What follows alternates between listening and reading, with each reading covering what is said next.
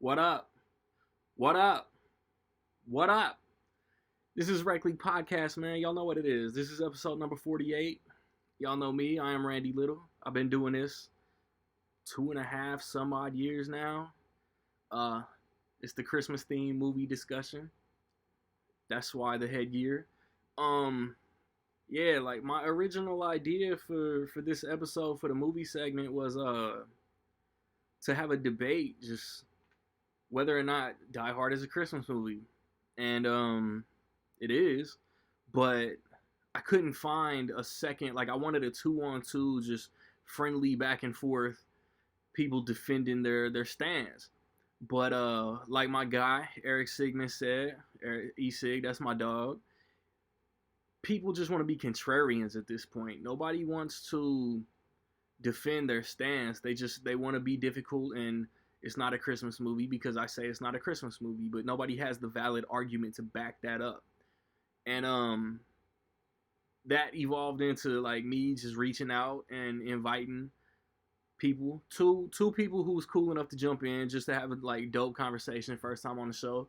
And I ran the poll question on Twitter, is Die Hard a Christmas movie? And it was 80-20 in favor of yes, 5 votes. So the one no vote he's on the show too, and he was cool enough to defend his stance a little bit. But it's all just a real dope conversation. We get into the HBO Max, Warner Brothers 2021 stuff. We get and then we talk about like Christmas movies, non-traditional, some like more mature comedic Christmas movies. But we're just talking about the Christmas movies we enjoy to watch around this time of year. And it was real dope, real fun conversation between a group of us, more than the usual suspects. And for sports, NBA starts in 9 days. So it's NBA prediction time. I do this the episode before the NBA season starts every year. I do NBA predictions. And bars. I got bars. I'm not me if I don't have no bars.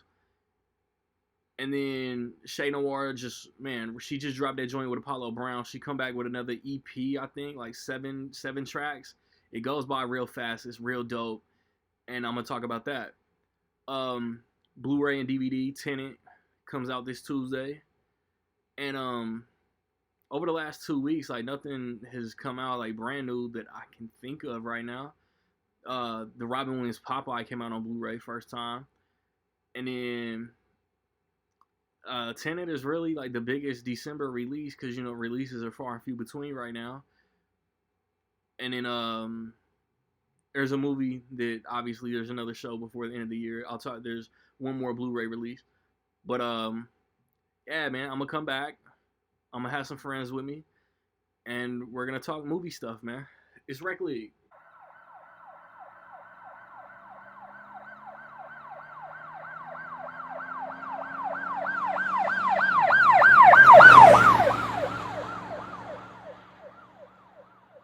All right, movie time. I decided to shake it up, sent the invites out. I wanted the original idea for this segment, for this episode, was going to be a debate on whether or not Die Hard is truly a Christmas movie, even though it is. And I got some new faces. Settled. It's done. The debate's done. Yeah, that's the debate. I got some new faces. This might be the most chivalrous moment on this whole episode. Ladies first, introduce yourself. I like to have the new people introduce themselves. Whether you want to put your name out there or your social media handles, just say what's up. Thanks, Randy. I'm Melissa. I'm in Toronto, Canada. I'm on Letterboxd like all the time. Randy knows. What's my handle? I think it's Melissa90s because you'll see I'm obsessed with the 90s. That's pretty much it. I love the 90s. I know everything about the 90s. You go forwards or backwards, but 90s I love. So that's me. Okay. Sean, you next. You was the first one to jump in to say that you wanted to be on this episode. For sure. My name is Sean. People call me, my nickname is Rocket. But you guys can find me on Twitter at Crooklyn2215. Pretty much, born and raised in Brooklyn, New York, moved to Minnesota. And did you the one person that voted that Die Hard wasn't a Christmas movie? Yeah. Since we're not gonna debate, I need you to defend that shit. All right. Now, not denying that it was not taking place during Christmas time or anything like that, but to me, and like I said, it's my opinion, a Christmas movie has more essence of Christmas time. Like Die Hard, one of the best movies ever made, no doubt. But I also see it as an action movie. It's one of the best action movies around. You know, yeah, okay, he comes from New York, he's a New York cop, comes to LA to see his estranged wife doing a Christmas party. But besides the Christmas party that gets him out that way, and there's not really much Christmassy stuff to it in a sense. It's basically he's stopping terrorists, he's doing this, that. Like, for example, Lethal Weapon. I love Lethal Weapon, the first one. It's during Christmas time. I don't think Lethal Weapon is a Christmas movie. And some people, same thing, argue the same thing. It's a Christmas movie because it happened during Christmas time.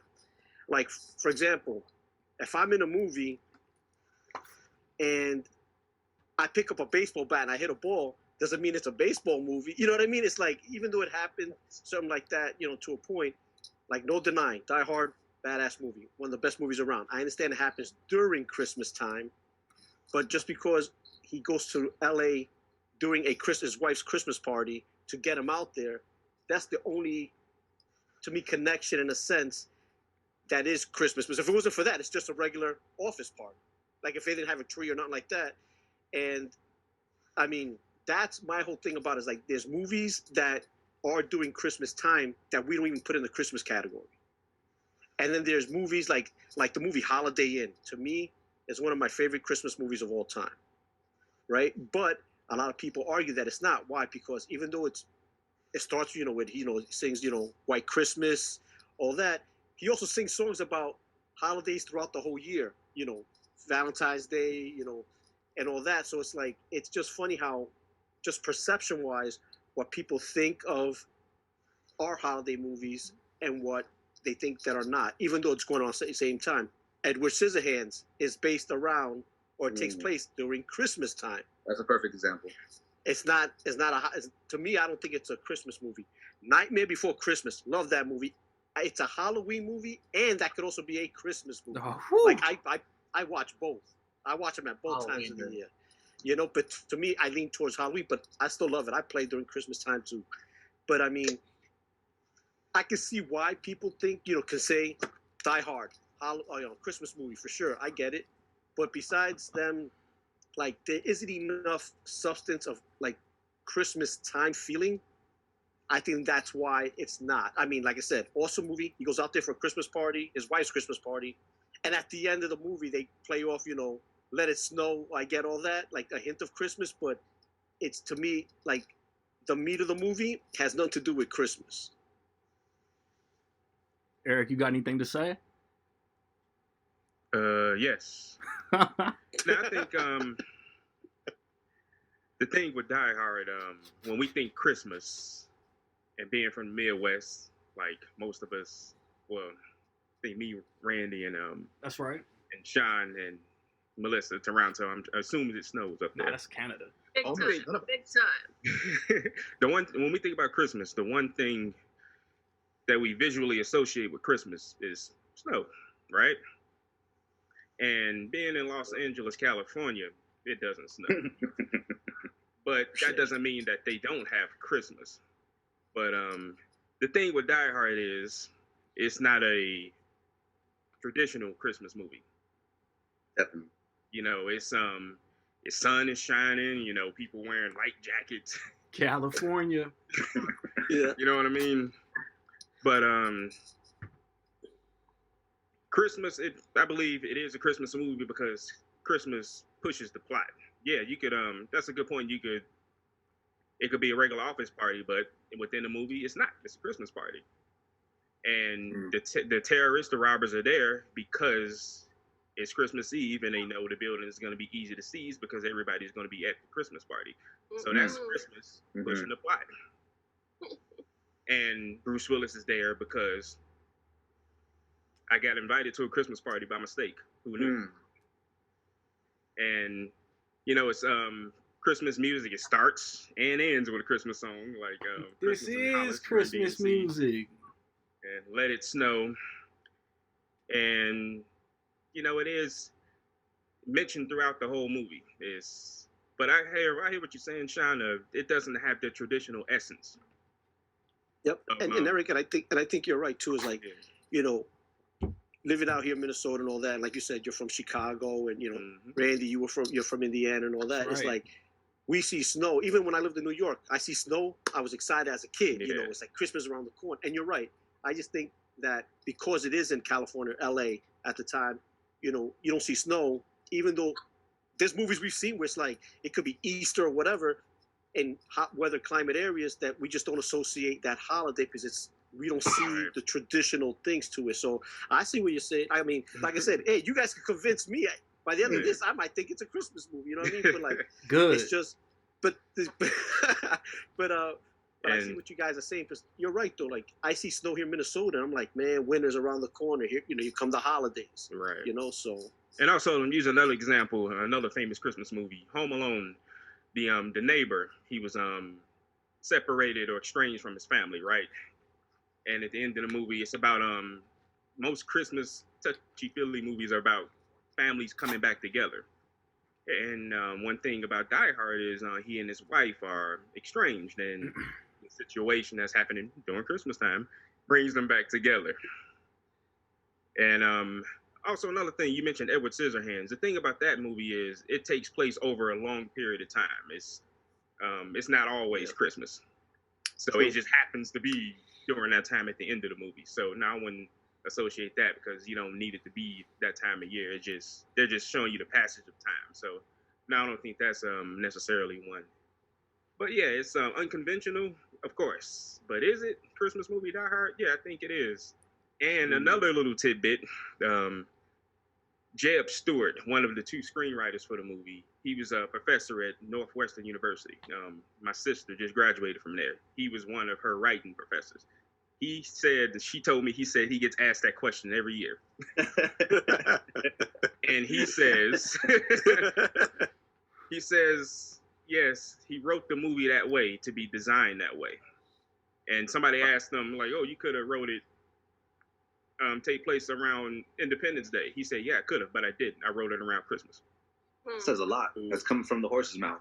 There you go. And so, but yeah, it's very unconventional. Like I said, we associate certain things with Christmas, and we don't, oh, look at this. And I can understand why people don't think it's one, but yeah, but they're wrong. So it is one. But no, that's just my take. I don't want to take up. All right. Mr. Massive Movie Collection, man. Introduce yourself, man. We got to press on. Anthony, that's you. I'm going to keep it short. I'm gonna mirror a lot of what they already said. Because there's like three different, there's like multiple categories of Christmas movies, right? There's like the official Christmas movie that's like It's a Wonderful Life, Home Alone, at least the first one, definitely, Holiday. And those are like definitive Christmas movies, right? Then there's like, I would put Die Hard in like the sub Christmas movie category because I want to play devil's advocate here. I want to take the side that it's not a Christmas movie, right? Even though, ask me if I'm drunk, I'll probably tell you that's a Christmas movie. But let's keep it fresh. So it's definitely, it has the sprinklings of Christmas in it. It's got like the day set up, like where it's perfect, where the Christmas day in the location brings out this more family, warmer side in John McClane, who's this rough, badass motherfucker from New York, right? Yeah, he's a New York man. Yeah. New York officer. So he's this grizzled East Coast guy that, how else are you going to warm this fucking stone of a person than, with a Christmassy, go see your family in the West Coast kind of thing. So that definitely has like a sprinkling of like even the messages of most Christmas movies, or it's just like it's family. Die Hard is not a movie I watch with my son. Probably not even a movie I watch with my grandma, but it's an adult Christmas movie. It's got like the fun times. It's not too dark and depressing of a movie. It's more of the lighter ones, even out of the 80s, because there's a lot of fucked up dark action movies from the 80s. And Die Hard is dark, it's violent, but at the same time, it has a bit of a fun, almost grown up Home Alone style to it. There's a lot of comedy. There's a lot of comedy. A lot of John McClane himself is just like a great character to fucking get behind because he's not too downward of a character. He's not too brooding. He's In the always first 4. cracking jokes, making great scenes.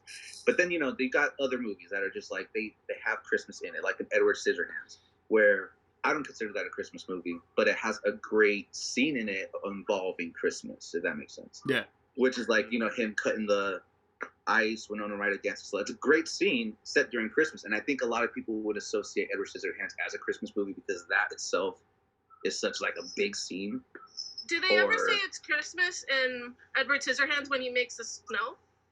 I don't think so, but I think I don't even think they need to say it because I think the dad is setting up Christmas decorations. The tree and the all whole that. neighborhood is like kind of decorated out as Christmas time. So the movie's telling you like this is set during Christmas without actually saying in subtitles. It's funny Christmas how Carol. people would say Edward is, but not Die Hard. I don't know. To me, that's really funny. But, okay. Yeah, that's why I put Edward in like that category of movies where it has a Christmas scene, but it's not a Christmas movie. Die Hard, you can make an argument that it is or isn't, but it's definitely it uses Christmas. Whereas a movie like Home Alone, It's a Wonderful Life, that is Christmas. You know what I mean? The biggest argument that I ever see with Die Hard, and this was not the argument that y'all made, but like the biggest one I see, people talk about Christmas movies and they say if you remove the Christmas element from the movie and the movie is still the same, then it's not a Christmas movie. You could definitely say that about Die Hard, yeah. I'm like, yeah, okay. But like by definition then, Home Alone would not be a Christmas movie. Love Actually would not be a Christmas movie. It's a Wonderful Life would not be a Christmas Yeah, movie. you can say that about anything. I would make an argument about like specific movies. Like, okay, for Love Actually, Home Alone, yeah, you can definitely, because when you get the gist of it, Love Actually is like a movie about love through different people. Home Alone is about a home invasion. You can easily set those movies during different times of the year. You can set Love Actually during like New Year's Eve or Valentine's Day. They made those movies. But Love Actually was set I feel during like, with Love Actually, Home Alone, the reason why they held up so much is because like it's set during Christmas. So you put Christmas in that and it's like Love Actually becomes that much more of a date movie. It becomes that much more memorable. Otherwise, like if it was Love Actually during Valentine's Day, you'd get Valentine's Day and nobody talks about Valentine's Day. Home Alone, you can get like the home invasion movies, but I feel like because it's set during Christmas, you can say this about part 2 also, that the Christmas element of it, because the family, the kind of magical thing of wishing her family away, there's a lot of Christmas in that. You know what I mean? It's like if Home Alone was not in Christmas and he didn't have that whole church scene at the end with the old man, I feel like, I don't know, it just wouldn't hit the same. Right. And that's what I meant about the essence of Christmas. A Christmas movie filmed in Hawaii is not going to feel like Christmas. That's true. It's very hard. It's very hard to do that. Christmas has to feel like a character itself. But there's one more thing I know we want to spend all day on. It's another movie that hardly gets any notice, and I think it's more of a Christmas movie than Die Hard. And it's Batman Returns. Ooh, yeah. Touche. You're stepping on the toes of the whole discussion, man. But yeah. Look, I just wanted introductions. I wanted that little mini debate. Because first, man, we're heated. Yeah. First, Randy, man. what about the other side? Can we represent the other side? Like, what other side? The side that, for me, I'm not precious about it at all. I see Christmas lights. It's a Christmas movie. I don't care at all. Like, I don't know why people want to cut themselves off from this happiness. I don't understand. I'll watch anything that makes me feel comforted, happy during my holidays, right? Yeah, for sure. I even count Dumb and Dumber because his name is Lloyd Christmas and he was married a woman named Mary, and her name would be Merry Christmas. Like, I'll count anything. I don't know. I just don't understand the point of the debate personally. No offense to anyone, but Bridget Jones, I think it starts at Christmas and then ends at Christmas. People were arguing, oh, so that can't be no, like, come on. I want to watch a movie like that that warms my heart and takes place at Christmas time. That's enough for me. And I'll watch movies that aren't even Christmas related during that time, like Groundhog Day, And I Googled this, and other people do the same thing, which is so cool. It's not just me that wants to watch Groundhog Day at this time of year, which doesn't make sense logically at all. But people like that heartwarming thing, I guess, about Groundhog Day. It has a romance. You're stuck somewhere. It's winter, obviously. So people associate that. And I was talking to Randy yesterday about Uncle Buck. I assumed it was a Christmas movie, but I couldn't find any evidence online that it actually is. I think I just mistakenly thought it was. And other people make the same association. So it's kind of funny. That's my side. Uncle Buck or Home Alone? Uncle Buck. Uncle Buck came first? Man, that's probably how they got John Candy to just have that cameo in Home Alone. They're just like, Uncle Buck is associated with Chris Christmas. Columbus came up with the idea for Home Alone. I just learned this last night while filming Uncle Buck. When Mac looks through the, what is that, a mail hole the mail in your slot. door? Yep, the mail. Thank you. Mail slot. I've never lived with one. So he had this idea come to him.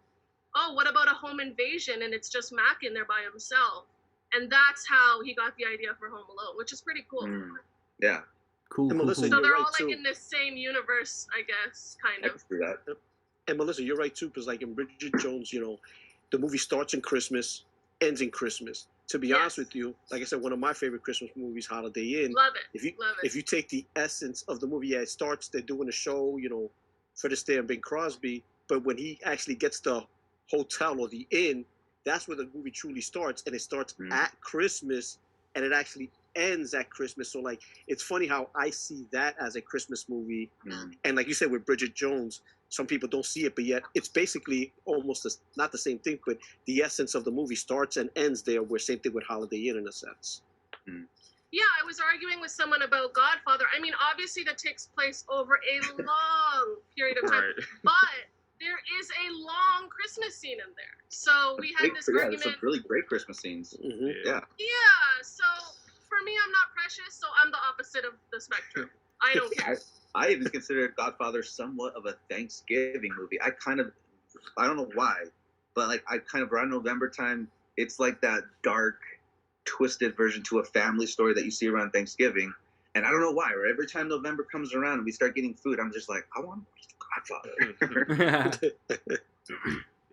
I guess is it a bit of irony that arguing that Die Hard is or isn't a Christmas movie in itself has become a Christmas tradition. Yeah. Yes. And that's just this. I think you're right. I think it's just an excuse for people to talk to each other, you know, debate stuff that they love, which we're doing. Right. Yeah, but yeah, it's like you said, it's just go with the feeling of it. If it let's put a pin in the Christmas right quick. We gotta R.I.P. Tommy Lister Jr. In the hat. We gotta put a pin in the hat right in this motherfucker right here. We show some love to Debo, man. He passed away the other day. Friday, No Holds Barred, The Fifth Element, The Dark Knight. Tommy Lister Jr. was in a bunch of great movies, man. Just gotta pay that respect.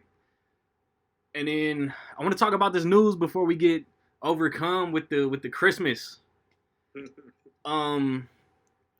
Everybody knows that Warner Brothers come out and said all their 2021 releases are gonna go to theaters and HBO Max. I want to know how we feel about that. We know, and this is what trips me out. Christopher Nolan, he had his movie come out. It didn't do the numbers that they thought it would. Big movies are still in theaters. That shit didn't make that much money as far as like box office. But he's talking about like HBO Max is like the lamest streaming service. Bro, your movie came out. Why are you mad? Denis Villeneuve, who directed the upcoming Dune movie, like he come out and I skimmed some shit that I don't know if y'all familiar with the G Reels page on Instagram, but he quoted him and I skimmed through it and he had some solid points. I can't remember what they were though. Eric, did you see that? Solid. Eric, what's that, Randy? Did you see that quote? From Denny. Yeah. Yeah. Well, basically, it's like he would Christopher Nolan. I think Christopher Nolan, well, both of them just speaking from well, first and foremost, I assume at one point or another we've all had jobs. And, and if somebody changed that, what's a job? Yeah. And I hear Christopher Nolan on the thing about we went to sleep and we woke up working for a streaming service. I think that was kind of out of pocket for Warner Brothers not to tell them. Yeah, that's a little basically shitty. Their employees. So I can understand the anger that they're coming from that point of view. But yeah, it's just all over the place. And he and Nolan and Denis are passionate filmmakers, and they're worried about the future of how movies are viewed. Presentation is key. There's a difference from watching Inception on a big 60-inch screen and watching it on this. Yeah. But it's interesting. I'm still trying to process most of it. But yeah, I can't say I totally agree or disagree with everything they're saying as far as. But yeah, I'm just mumbling. But Melissa, what you think? I just want to jump in about Tommy Lister Jr. That's really cool that Randy brought that up. Just totally by accident, I was on Netflix last night, about to go to sleep, and I was watching that Fresh Prince of Bel-Air episode where Carlton goes to Compton, and he's in it. Yeah. He's in it, and I was like, oh my God, this is Tommy Lister. Like, I probably haven't seen that episode for a while, so it was so cool. It was like serendipity. It's obviously such a good episode, a classic, I think. And I don't know, I just thought that was really cool. So just moment of serendipity. Oh, yeah. Just thought I should bring that up. Yeah. Martin Lawrence shared a clip of him on Martin too. Yeah, he was prolific. He did a lot of work. Yes. Yeah. Yes. And, had anybody seen a movie? This is where I first saw him. A movie called Armed and Dangerous with speaking John Candy and Eugene Levy.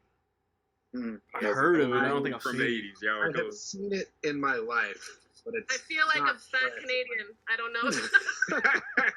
I know I have seen that movie in my lifetime, but My introduction was No Holds Barred, and I watched it again. I watched it again the other day just as a reminder because of the news, and fuck, I forgot how bad it was. Yeah. But I mean, Tommy himself, I mean, the dude was a force. Like, it's not to get it depressing or anything. It's just like you see him, and it's just like that dude was a force. He was a beast of a man. It's like, and I don't know. It's just sad. It's just sad to see that you can be that titan of a person. It's like nobody could touch you, but at the same time, from what I hear, he was a great man. At the same time, always good with fans, always doing good meet and greets. But I mean, it's just tragic. It's too soon, man. Too soon. yeah, That's my bike, punk. It was like imposing. Like they were like, we need an imposing, like an almost like some of the movies it was in. It's like we need a humorously imposing person. Like you think of like Little Nicky or Friday, like both Friday movies he was in. It was like we need him to be so like intimidating that it's like funny. Yeah, and he was like he was like the go-to guy for those things. But then you think of like The Dark Knight. He's in one scene for like a minute.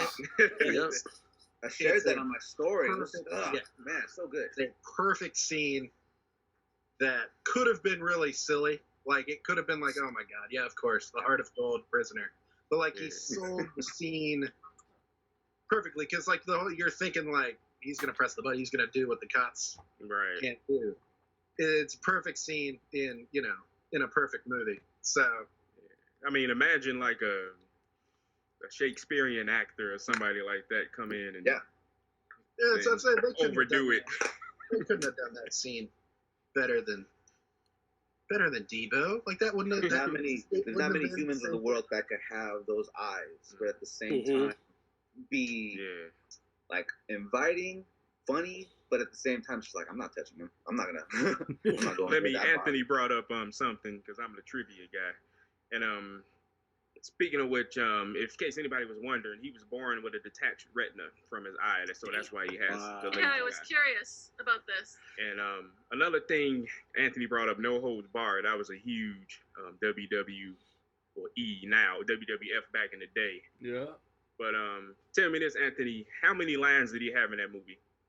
No Holds Barred? Yeah. This is my best impression of Mr. Liston. All due respect, this is my impression.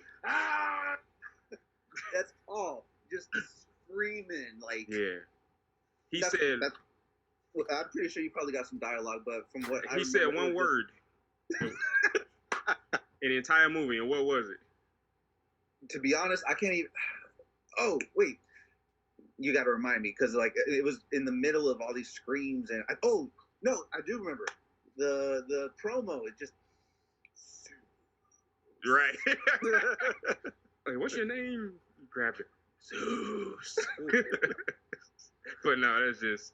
I love that movie. It's horrible, but I love it. I own it. Man. Guilty so pleasure. good. It's good. So I think he must have had a million Hollywood friends. Well, like Eric was saying, he's so prolific. He's had a million appearances. People must have hired him because they really liked him. So that's sad. Yeah, for sure. But back to the HBO Max stuff, man. Yeah. Like they said 2021. Everybody's freaking out. Like Warner Brothers is never gonna put another movie in the theater ever again. I think it's a dope plan for people who just aren't comfortable going back into a public movie theater yet. And for the people that are going back into the theater, go, spend that money. At first, I was very much like, what's the big deal? But then I did read one article, Owen Gleiberman. His case is basically that he's afraid those big blockbuster type movies will die out eventually. So I do see that. I mean, that is sad. I don't know if that will happen. Obviously, no one knows. But, yeah, I love those Inception, Tenet-like movies where you get that whole experience. I love going to the movies. I think probably we all do. For sure. But, yeah, the world is changing and you can't really stop time. Yeah, I don't know. Sean, man, speak on it, man. You've been quiet. Yeah, no, I've just been thinking about it and all that. It's just, with me, it's like a little selfish. I'm more like I love going to movie theaters. And you're right, Randy, like you said, it gives people the best of both worlds. Like if you're still anxious about going to a movie theater, you could just chill back at home and watch it. Like I'll be watching, if it's on, Christmas Day, you got Soul coming out. Yeah. And you got Wonder Woman 84, where if you're wanting to go to a movie theater, you can go out and do that. And like here in Minnesota, we're going to get the governor's going to speak on Monday whether they're going to reopen stuff or not, because they just shut it down for like a 4-week period after everything reopened. So we're going to see if even movie theaters are even going to be open. So it gives people that in their area, if their theaters are shut down, gives them a chance to see these movies. Yeah. The selfish part for me is like the physical media aspect of it. It's like I know some of these blockbuster movies are going to hopefully, fingers crossed, release some of these movies on physical media. But we know for a fact that if everything was normal, per se, all these titles coming out would be getting some sort of physical media. Where now, like, I'm a big Disney person. The movie Cruella, that's going to be dropped on Disney Plus. Is now that going to be out in physical media? Where if it would have been that, whether if it would have come out in the theater, it for sure would have been. So it's like, as a collector in that sense, half these titles that we wanted are going to come out physically, and some of them they're just going to be bypassed. But also with like with Warner Brothers and HBO Max, like, they're in the Chris Nolan business, and for not to talk to the guy who's basically put their most prominent movies with that company up in the theaters, and not to say a word to him, and just, Tenet, okay, we're supposed to change. Hopefully, the pandemic, first movie out and all that. It didn't work out. They gave it a shot. But still, Denis Villeneuve, he got Dune, a highly anticipated movie. He even agreed with them to push the movie back a year to make this movie as best as it could be. And as, an actor, a screenwriter, a producer, everybody who puts that time, sweat into these movies, you're thinking, this is my work that I put in for X amount of years, 2 years, 3 years, doing all this blood and sweat, putting your blood and sweat into this movie. And no disrespect, I love HBO, but to be dropped on HBO, this is supposed to be seen. There's certain movies that need to be seen on a grander scale, like Lord of the Rings trilogy. Imagine if that just got dropped on HBO Max. You ain't gonna get the full effect of what that trilogy truly was. Now, when you see it on a movie screen, it changes the whole dynamic of the movie. And I think there's certain movies that are being dropped that lose its essence because it's on a TV screen, and Yeah. I could pause it, I could go to the bathroom. No, okay, I'm not gonna, where, remember, we're humans. Watching a movie with other strangers in the same place and enjoying it at the same time in the same experience, that's what makes movies. Avengers, And Infinity War, and Endgame. It's, it's like my niece and nephew want to come over, the day after Christmas, watch Wonder Woman 84. I'm like, yeah, come on. It's going to be fun, but it'll be a lot more fun if we were at a theater. Yeah, It's a little spendy, but you know what? That's what you get out of it. Going to a movie is like going out, like a night on the town in a sense. You're going out, you could go out with your wife or girlfriend, let's have dinner, go out to a movie. Not like throw frozen pizza and watch a movie. You know what I mean? It's just a different feeling of it, and it's by them doing that, I just think it's going to be interesting because, like, I've heard stories and I read articles like the DGA, the Writers Guild, all these, like, what happens, just say, playing devil's advocate, what happens if all these directors like Nolan and Denny be like, you know what, wipe my hands clean, I don't want to work with you guys. And the DGA, and the Writers Guild and the Screenwriters Guild, and all that, they back up each other because they're all unions. Right. That's the end of Warner Brothers, because now, remember, look at for example, George Lucas. He wasn't part of the Directors Guild. He wanted Steven Spielberg to direct a Star Wars movie, but because George Lucas wasn't part of the Directors Guild, they ex-nayed that whole thing. They said no. Spielberg can't direct one. So imagine if these guys back off. The Directors Guild, SAG, all these, they're going to back each other up because they all need each other. And if that, I'm like saying, playing devil's advocate, if this happens, what happens to Warner Brothers as a company? You're never going to see, besides what they got on the table or on the shelf right now, big title movies. Once that's released, what do they have? Because now nobody's going to want to work with them. And like, say, for example, we're all, most of us are sports fans. It's like when, MLB or the NBA or the NFL go on strike. You got what, scab directors? You cross that line, good luck finding work after that. You know what I mean? So, like I said, I'm playing devil's advocate, but it's going to be real interesting here. I got a feeling maybe Warner Brothers backtracks it a little bit, but in the end, for me, it's more the physical media aspect. Like, these are the titles that we would have had out on physical media that I think we're going to lose now. Disney buys DC and then owns the world. Yeah. Yikes. Yeah. Anthony, jump in. Man, how long do you have? This is like, Yeah. oh no, for real though. This is like, 2020 has made everything complicated, right? Yeah. Like literally everything. But we see it, I think, mostly, like my boy just said before, with sports first off, and then our movies, right? Sports was like one of the first things we saw because, like, I think the NBA, because I'm a huge NBA fan, I'm a nut. So when the season was literally going down as like on TV, that's when things are going to change. And then me also, obviously being a movie geek like you all. He don't know when it Oh, there you go, Anthony. We got you. I've never seen that before. Got you. Okay. Just repeat the last sentence. You call me a movie geek, and then you stop talking. Yeah. He froze again. He froze again. He's getting so passionate, we're missing it. Right. Oh man, we lost Anthony. So Nick, poor guy. Jump in, Nick. Still connected. I don't know. It's probably his personal connection, but what was Something like Forrest Gump, he's gonna come back and just be like, "That's all I have to say." Yeah. Like, damn. Ice cream. Let's see. Oh, here we go. He had to come back in. Hold on. Poor guy. Uh-oh. Ooh, there's another picture now. Yo, what the hell? Got a clone.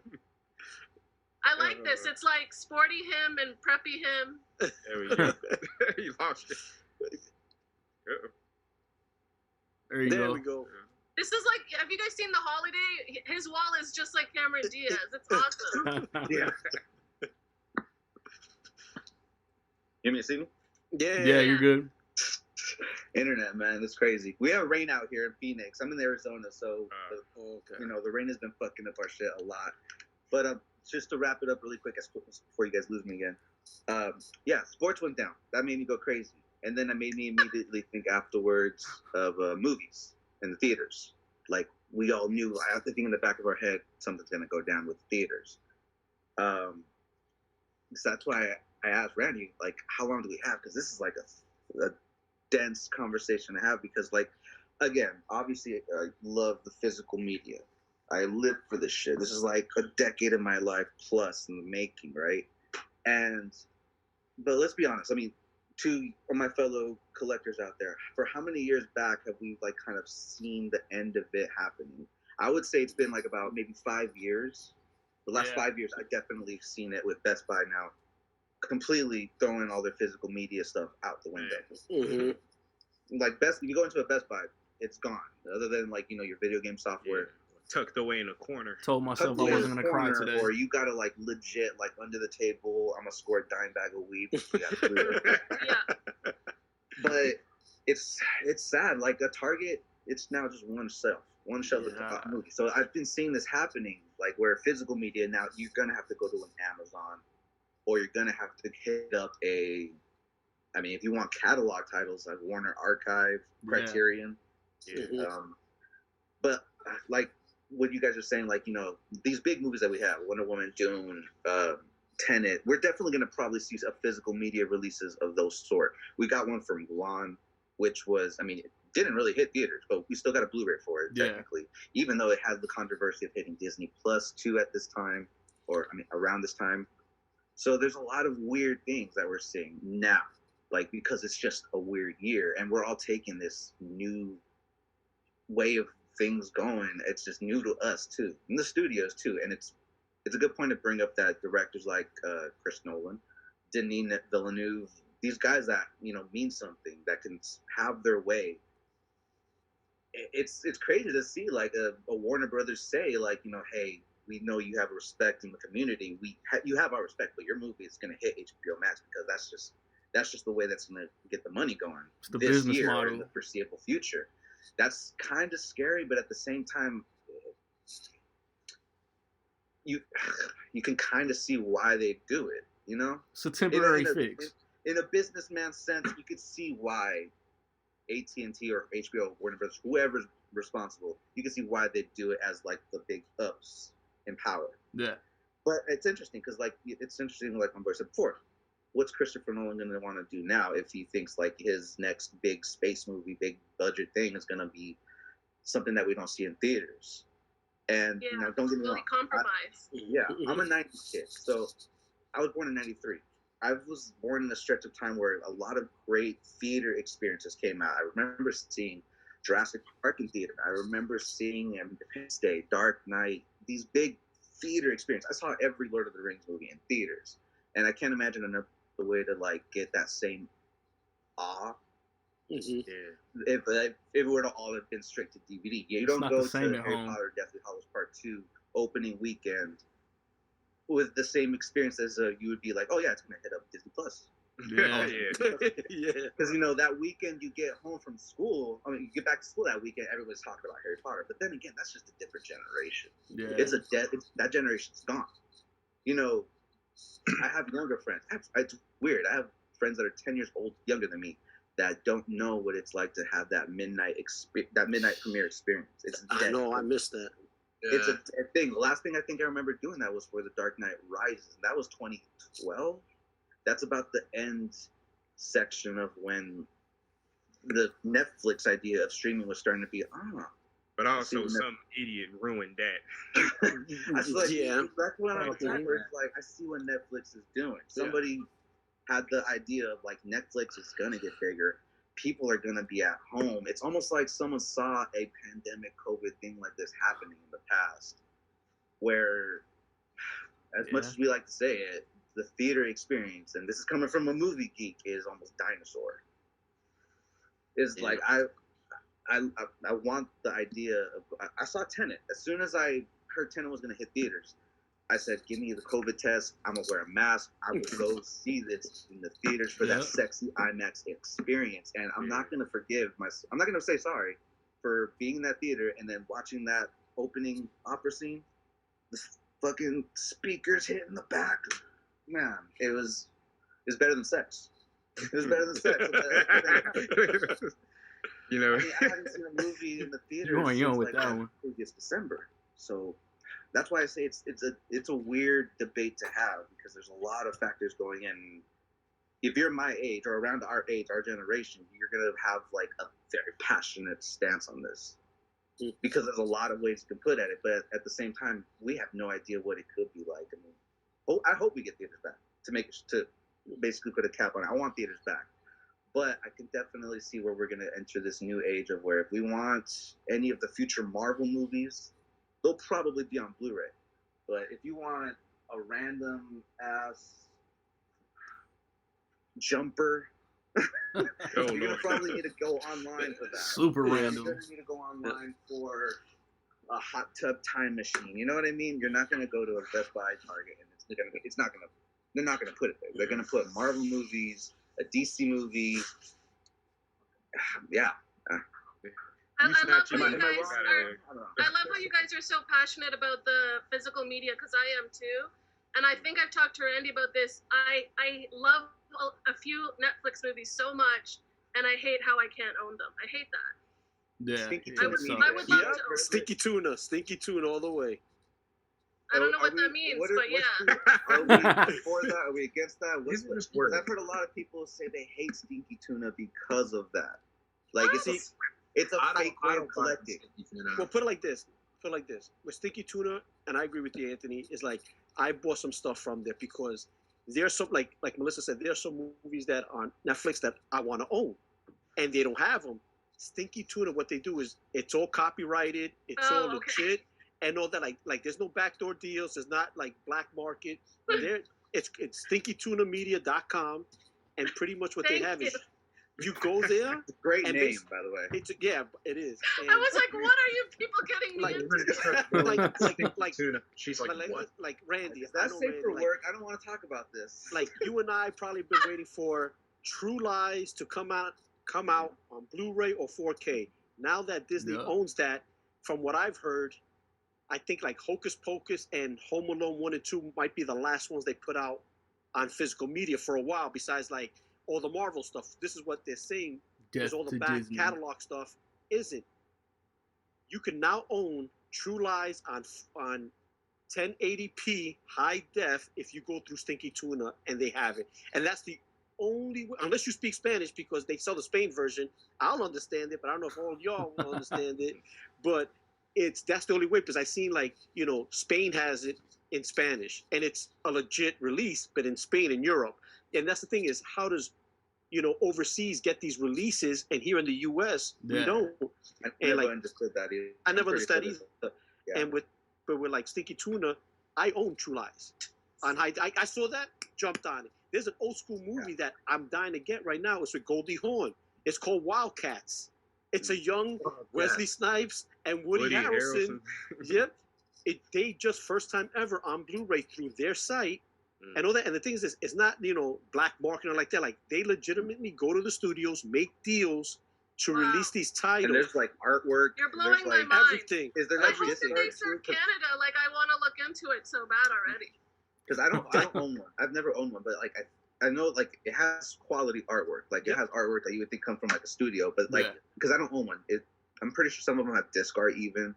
Yep. And some of them might even have like bonus material at times. Wow. And I got one for you here. Give me 1 second. Yeah, from what I hear, Stinky Tuna could be pretty legit, but again, I hear people say that's like sacrilegious. Like, why would you do that? Who cares? I don't know. That's another. I'm already on board the Stinky Tuna train. So check this out. Here's a movie that I love. I haven't seen this in years because I've always been waiting for it. I didn't even buy it on DVD. I don't eat a lot of it's fish. It's going to come out on Blu-ray. It's Fire in the Sky. Dude, don't get me started. Right? Fire in the Sky. When I saw this, I told my wife, I'm like, I got to get it right away. This is the artwork. Now, have any of y'all seen Fire in the Sky other than my guy here? Right? But like this movie is based on true events, has D.B. Sweeney It's true event. It's true events, and That's basically, the that most shit fucked up happens. alien abduction. put like scene this. ever. Yep. I love this We're gonna- unboxing. and look, We're I gonna don't know get if you Nick see on a that. tangent. That's Paramount. That's awesome. Paramount, right? So I got a feeling though with the new Paramount Presents How's stuff. the quality? Fantastic. You couldn't put like this. I could give this to you. You wouldn't ask questions, and you wouldn't know the diff. Like you would, Yeah. you could tell the difference between that it's a Blu-ray and a DVD. I You love could, it. you could tell. I got I love bills, it. man. I can't get on So this Stinky is- Tuna. So like you got to check it out. Like they have some crazy stuff. Like the movie is so bad, it's good. The Adam Yeah. Sandler Hubie Halloween. I don't even know why I like that movie. Yeah, They have that on there, and that's something that's a Netflix special. that's important too because like if you're an Adam Yep. Sandler fan and if you're like because I'm the type I'm a completist. Yeah. You need the catalog.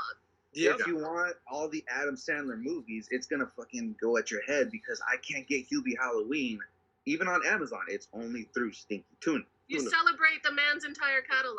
Exactly. Yep. Yeah, I don't particularly, not me personally, but for example, there are I know a lot. I mean, even me, I'm not a huge diehard Adam Sandler fan, but I would like to come into this fucking room and see like all the Adam Sandler movies lined up. If I can't get Hubie Halloween through anybody but Stinky Tuna, then shout out to Stinky Tuna. Yeah. Man, they owe us some promotional checks. Yeah. That's what I said. This Yep. went. Randy, full- make it happen, man. Hey, What are man, the prices like? Are they okay? Nah, This they're was decent. This was like $14.88. I'm very And, like, that's excited. decent. I just hope they serve Canada. I have no idea. We'll Yep. see. And if That's you like, say, decent. I've never seen it, and I got to get on board because everybody raves about the TV show on Amazon, The Boys. You could get Oh, yeah. seasons 1 and 2, 1 and 2 on Stinky Tuna, and like you can't get it nowhere else. The Boys is amazing. Yeah, so Boys is seasons great, 1 and yeah. 2 they're selling on Stinky Tuna right now. Crazy. Yeah, they found us a nice little loophole. It's what they call a limited licensing deal. It's Yep. Yeah. what Shout There you Factory go, yeah. does Yep. and Criterion and all that. But yeah, it's no complaints. It's What were you saying, Randy? You said I you don't can't see get with it? any downsides personally. I don't think it's sacrilegious. I think it's great.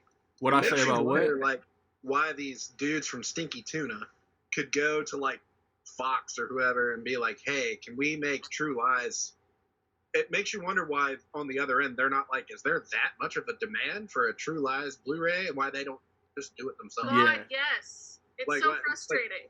People, But you know, really with fly True it. Lies, it's It's like, so James yes. Cameron, Mm-hmm. because he's such a perfectionist. I think Yeah. he's Yeah.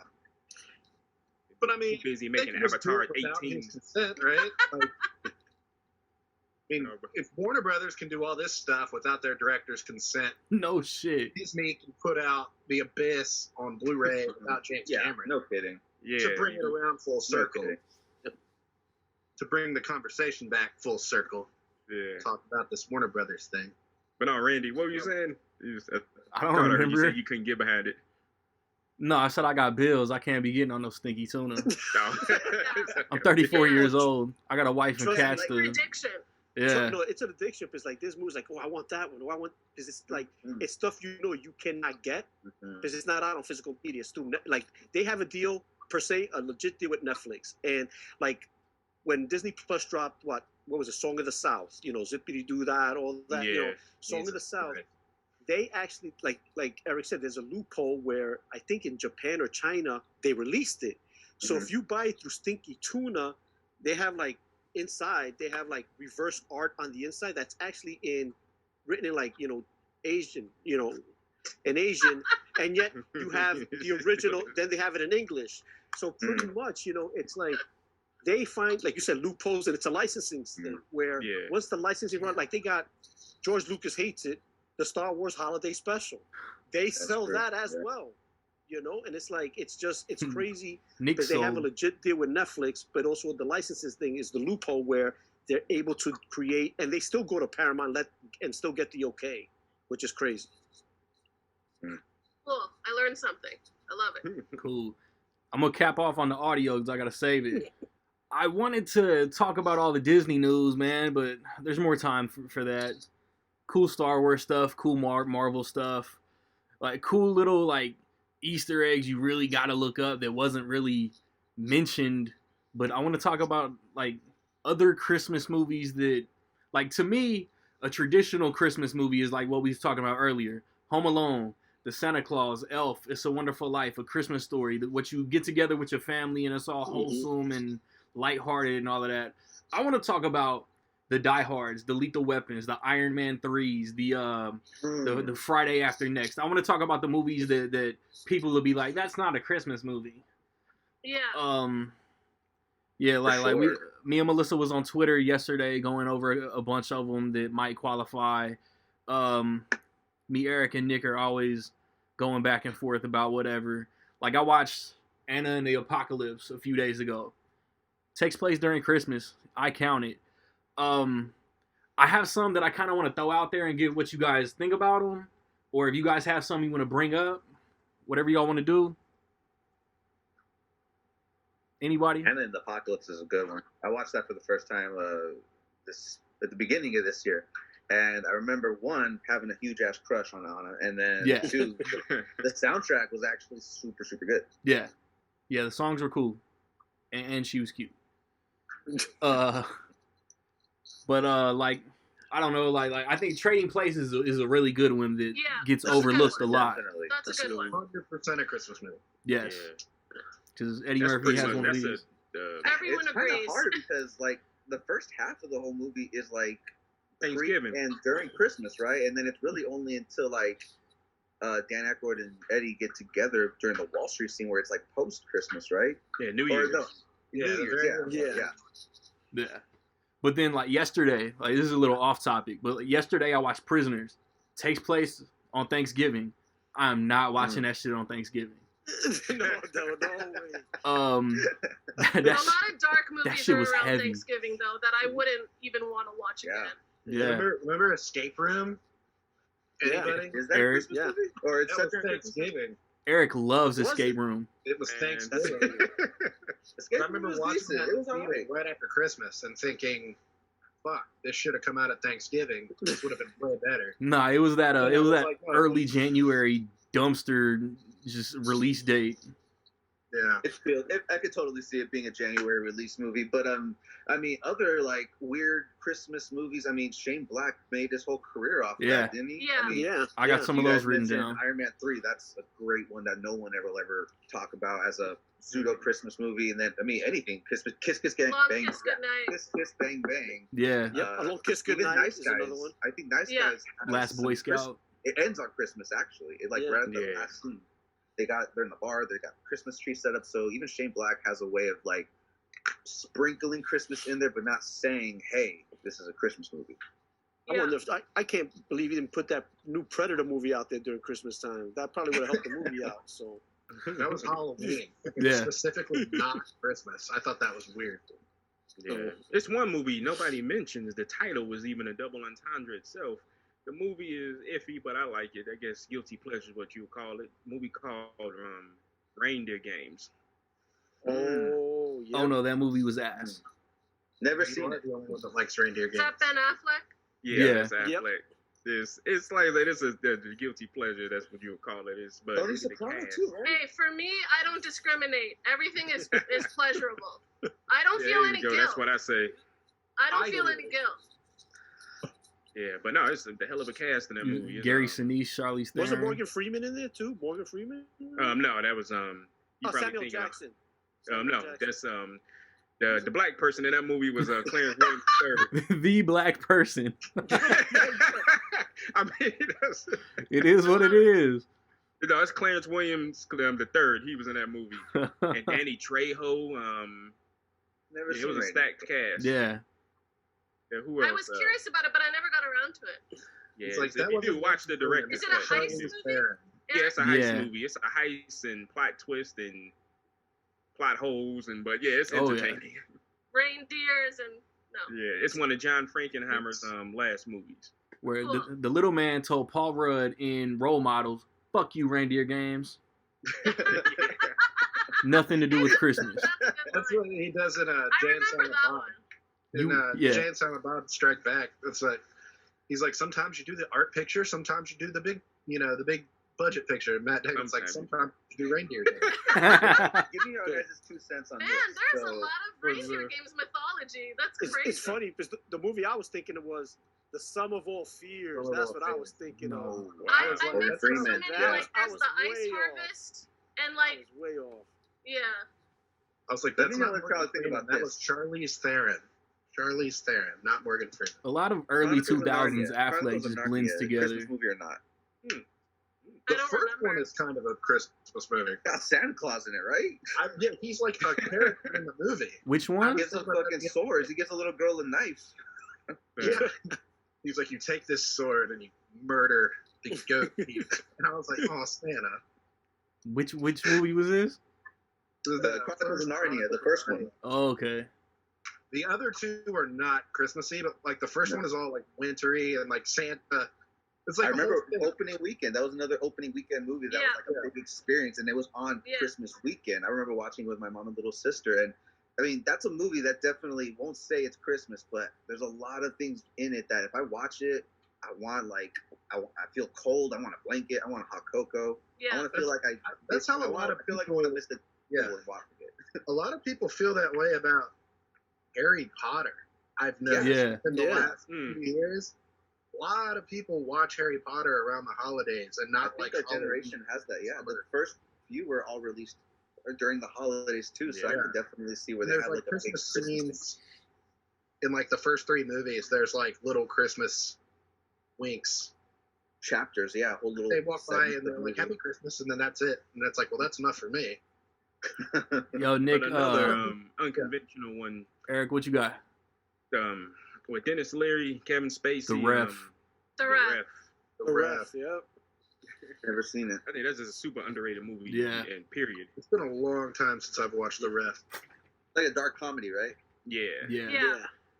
Nick, you watched the movie that in your caption or whatever you was talking about. Why doesn't it get more love around Christmas time?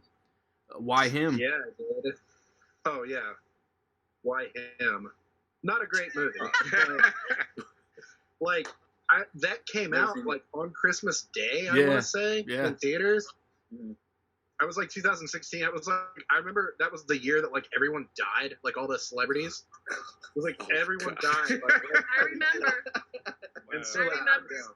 I was seeing these movies, and I like late at night because I was working like weird out. So I'd get off work and go see these movies real late at night. And I would be real bummed out. Like I remember like watching Why Him, like being like, oh, Debbie Reynolds, and like it was Christmassy, and I remember that bummed me out too because it was like 4 days after Christmas, and I was like, fuck. I was like, this is the worst movie. But then like the next year, I watched it at Christmas time, and I was like, oh, this is great. This is the whole movie is Christmassy. Like that is like if you I watch it, forgot like, that that. is a Christmas How movie. about movies like that are like really bad? Like because I've never seen Why Him, but I assume it's not great. Like you probably watch it once, won't remember It's it. exactly as good as it looks. Like if you watch it, How about movies I'm that gonna are love so bad, but they have like coating of Christmas on them to say it's a Christmas movie? Okay, like for example, me and my lady, we were surfing through Netflix, and she wanted to watch Bad Moms Christmas, and I watched it with her. And don't get me wrong, they throw Christmas at you, everything. Santa gets lap dances for like slow motion for like a whole 2 minutes, and it's horrible. Horrible movie, but there's no denying it's got Christmas in it. But at the same time, when you're watching it, nothing in it really has much to do with Christmas, other than maybe like the family story, the forced crap family story. But they got a lot of Christmas lights in the background. There's a lot of Christmas trees, but It's a money grab. yeah, a lot it's of like a movies money Yeah. grab. for money. If you were to take it out, it'd be just another Bad Moms movie. So it's like Yeah. it's definitely a Christmas movie, but it's like it's so cheaply made that yeah, Christmas is more just like a sugar coating on it. I think of that of like Bad Moms Christmas, where it's just like a fast food meal of a Christmas movie. most Christmas movies, I would say most Christmas movies, even if they're like shitty, I'm fine with them. Like Surviving Christmas with Ben Affleck Oof. is like a notoriously bad movie. Like it's like known, it's like infamously bad. Deck the I'm halls. fine with that movie. Like I'm like at Christmas time, I don't really care. Like I'll watch it.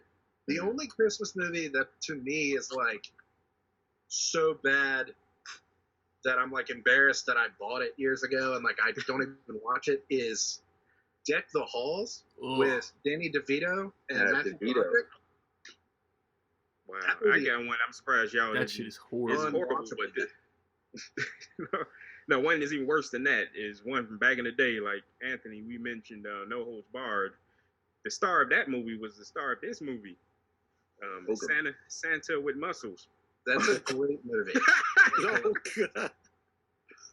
Jesus, man, I don't know. I Double was, feature that with Mr. Nanny. I would watch Santa with Muscles Hulk Hogan was over getting and in over. checks. before watching Deck the Halls again. oh, really? Deck the Halls was so bad. Yeah, Dude, shit. Deck the Halls is like embarrassingly bad. You think about like the filmography, like Matthew Broderick was in like Glory, and like Danny directed these great movies and all stuff. They're like award winners. I mean, though, it's really hard though to think of, especially modern movies, like Christmas movies. It's really hard to think of some that are you would put them in like at the end of the year when you're rounding up. What are my top 20 favorite movies out of 2019, 18, so on? When do you No. ever really have a Christmas movie in your top 20? I have it. I'm ready. I have the list. I'm ready. Let's hear it. Outside of It's a Wonderful Life, because like that's almost like the Godfather of Christmas movies. It is. Outside of like the Home Alone, because sure, that's like such a rewatchable movie. I could see people putting that in the top 10 of the year or even of all time. But it's like, how often do we get a Christmas movie? An Elf, maybe, that is like a Yeah, like like a you're talking about legit, like, traditional Christmas though. That they haven't Yeah. done one in a really long time. I agree. I think Elf was the last great one, and the rest that we're talking about are non-traditional. I would say. Yeah. I'm gonna do a top 5 list of non-traditional, Go ahead. and yeah, we already talked about Edward Scissorhands. I don't know if it counts or not. Whatever, I count it or not.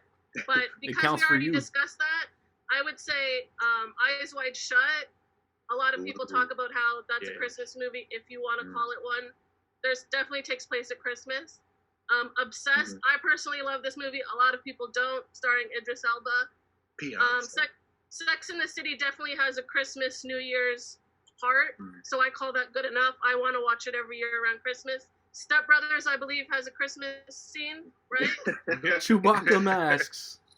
And I believe Sleepless in Seattle starts at Christmas. Am I wrong Yeah, about that? Yeah. She's So singing those are the kind of movies, even though I completely get they're non-traditional, the precious people will not accept them as real Christmas movies, I always want to watch them at the end of the year, for sure. If it counts for you, There's it counts. so many. Like yeah. I was watching, or I was thinking about like they were talking about Wonder Woman. I was trying to figure out how I was going to do my rewatch or whatever. Like Shazam, totally a Christmas movie. Yeah. The whole Yeah. movie Yeah, is totally. Yeah. like I won't watch it specifically at Christmas probably just because it's like Batman Returns. Like I'm usually watching it in preparation for something, Yeah. so I'll watch it outside of Christmas. Like the whole movie is like the Santa running away and all that Yep. stuff. Like that whole movie is all Batman Christmas. pushed the And even princess. just the whole family dynamic, it's just like Yeah. that's universally Christmas. Yeah. It's like Yeah. something like because Yeah, it's Step especially since Brothers it is works like in that, movie. kind of. It really works in that movie, so it definitely could be considered a Christmas movie. And there are movies also, like we were talking about the whole family thing. Like there are movies that seem like she said, they should be Christmas. That would like be better if they were like Uncle Buck and like Mrs. Yeah. Doubtfire would be Yes. like if they were Yeah. Christmas. I think. Yep. I always want to watch Mrs. Doubtfire, but yeah. Like it would be better like if it took place at Christmas. There would just be something about it. And like Eric said too, like I think we all agree Trading Places, awesome movie. We all love that movie. But that's a movie that I even forgot was during Christmas time, and I just think Well, Dan Aykroyd wears a Santa costume, Yeah. remember? Yep. Yeah, one of the funniest scenes. One of those movies where it has such a big. That's pretty damn it's such a Christmassy. big important Christmassy, scene. and it's winter, right? Yep. But I just think we just forget because there's so more like prominent movies that this is like you said, Home Yeah. Alone. Home Alone, Holiday Inn, White Christmas, like Al, because yeah. it's in the title, Christmas. Yeah. Okay, yeah, but yet Trading Places, most of you guys like Die Hard, which I can see where you guys are coming from, like Yeah. it takes around those things, but because it's not Christmas in your face 24/7, we just forget about them. Like Trading Places is an awesome comedy movie, but it is during Christmas, and you Yeah. just forget about that, so. Yeah, you reminded it's me of very something. rare. Listen, no, I'm sorry, Anthony. I was just saying, it's very rare, like when a movie needs Christmas to really work as a movie. But yeah, yeah, a good like movie is a good movie, right? a good movie is Yeah. a good movie. It's very rare when a movie needs Christmas to be great, and even then, without it, it could possibly be great. And the only thing I think of is maybe It's a Wonderful Life, because it definitely works because of Christmas, but at the same time, it's just like, I mean, especially 2020, rewatching that, I'm like, even if it wasn't Christmas, man, I feel for George, man. He's losing his job. He's snapping at his kids. Kind of funny, but at the same The time, Wonderful it's Life like, is not that Christmassy. Like when you watch it, like it's like half of the movie isn't really Christmassy at all. Right, And then yeah. like the end, it's like everybody talks about that movie, and it's really they're only talking about maybe the last half hour. Right, because it's a Yeah. dark ass movie. Basically. Yeah. I haven't Yeah. seen it yet. Shows up. And And it also has an element of like a Christmas Carol with the technically towards the end with the angel. So but it's like even like the whole thing, like it's like his whole life, and he's like selling houses and shit, and talk about hot dog and like doing the whole thing. Like none of that is Christmassy until like maybe the last 30-40 minutes. I He's think running maybe through the people of street. that generation just made it one of these big traditions, and it just carried on. Yeah. Right? yeah, And I watch it every year, and I love it And every what, like, year. NBC plays for it sure. like annually, Mhm. right? Also, fun fact, just because my movies were like here, I don't know if everyone see. I actually, when I bought Trading Places on DVD, like when I finally upgraded my VHS, it's actually a Christmas nice. Snow oh, globe. hell no. Wow. like. It is so good. that confirms That's that good. it's I just a confirmed regular DVD, but it had a sleeve. That's But- awesome. I've never That's a seen nice- that. That's cool. Yeah. But Have any of you ever watched or tried to watch? I don't know if you ever know the history. This is one of the reasons why they have the preservation, the Congress. I forgot exactly what they call it, where they preserve the movies. So Ted Turner, that son of a bitch, he decided to colorize "It's a Wonderful Life." Mm-hmm. It was Yeah. that period. Have you ever tried to watch that? Gross. I No. watched it in color for the first time 2 years ago, and I was like, nah. Yeah, it's just, This ain't it, I was fam. like, never again. That's weird. Oh, you isn't guys it? are gonna hate me because like I like that idea. It's weird though, ain't it? Isn't it weird? Like, the idea of watching Psycho or Citizen Kane in color, it's just, it's just not gonna hit the same. Yeah. No, You know, it's, Do it. I would it do was it. planned and filmed in black and white. Black and white, For real. yep. Don't get me But- wrong. I would probably give it a go and watch it just because that's Out of such a curiosity, trip. Yeah, the curiosity would get over me. I mean, to watch the original Frankenstein, where you could probably see like the green of it, that would be interesting just to see exactly what the makeup would have probably looked like at the Yeah. time. Or again, you watch a Citizen Kane, but it's like there's something about black and white cinematography when it's done right, it just hits. Like some of the best mystery noir movies, it just hits better in black and Mhm. white. I don't know. Even modern movies. There's some modern movies like it's not a popular movie, but Roma. There's something Yeah. about that movie in black and white Mhm. where it could be gorgeous in color, for sure, no doubt. But something about the black and white just makes you need to look at everything in the frame more so. And I don't know. I feel like there's more technique into it. When going in that you're going to be limited to black and white, there's a lot more Right. thinking into what you're going Definitely. to show. What if they colorized like Frankenstein and he was actually pink and just like the whole time he was green because we've never seen it in color. But Man. actually, on the flip side of the argument, sort of last year I got It's a Wonderful Life in 4K, like dirt cheap. I had some kind of like Best Buy credit or something, so I got it for like $5 or something like that. And I was like, why not? I'll get another copy. And the 4K version is only in black and white. And it was the most useless shit. Yeah. I put it in. I was like, this is going to be great. It's like experiencing it Yeah. anew. And I was just like, this is. But you know something that everybody automatically thinks just because it's in 4K that is a good transfer, and that's not true. That's It's- true. Yeah, it depends on the movie, I guess. Yeah, Like I definitely. feel bad because I think I'm on the other side, and only in the past year with quarantine have I really been getting into those older black and white movies, and I've been watching all this Hitchcock and stuff. I saw Psycho for the very first time, and Psycho was great, obviously, but there are definitely those black and white movies where I find it's hard for me to pay attention, and I think it's just me, the way my brain works, and I did get curious, like, which one of these movies could I get colorized? It'd be pretty awesome, you know? Just for the ones where they're maybe not as easy for me with my 90s attention span, you know? It's just the way I'm built, I think. I did get curious, and it is interesting to know that some movies actually have been colorized. I wasn't even sure if that was the case. Definitely. But yeah, I was just curious if y'all saw It's a Wonderful Life that way. But now I'm going to try. Not yet. But anyway. And for everybody, I want y'all to try this. It's on YouTube. Another reason I brought this stupid movie up. So Santa with Muscles. Santa with Muscles. Back to Santa with Muscles. Yeah. So the beginning, the movie comes on. The movie comes on opening credits over Hulk Hogan riding a motorcycle, right? And he's riding along a beach. Ask me for the link, I'll send it to you. As he's riding along the beach, the credits are going. There's a random moment in the background where there's a child or somebody throwing the dog into the river. What? Oh, no way. In the actual movie, he's just like and swinging the dog into the water. Oh, I gotta check it out just for that. So that give y'all something to look for. And the Hulk Hogan Is this a bike, cool, and somebody is this in the one background. of those movies? Is this one of those movies that like made it to VHS, or how can we watch it now? It went to theaters. It's on Is it on Blu-ray? Yeah. Oh man, No way. I think it was Mill Creek or one of those. Yeah. But Mill Oh, Creek. man. Yeah, it's easily please. accessible. You tossed that dog, brother. Major promo for Santa with Muscles. Love it. Oh, man. That's the only scene worth watching in that movie. Man, but, Is that the beginning? The beginning, it's over the opening credits. Okay.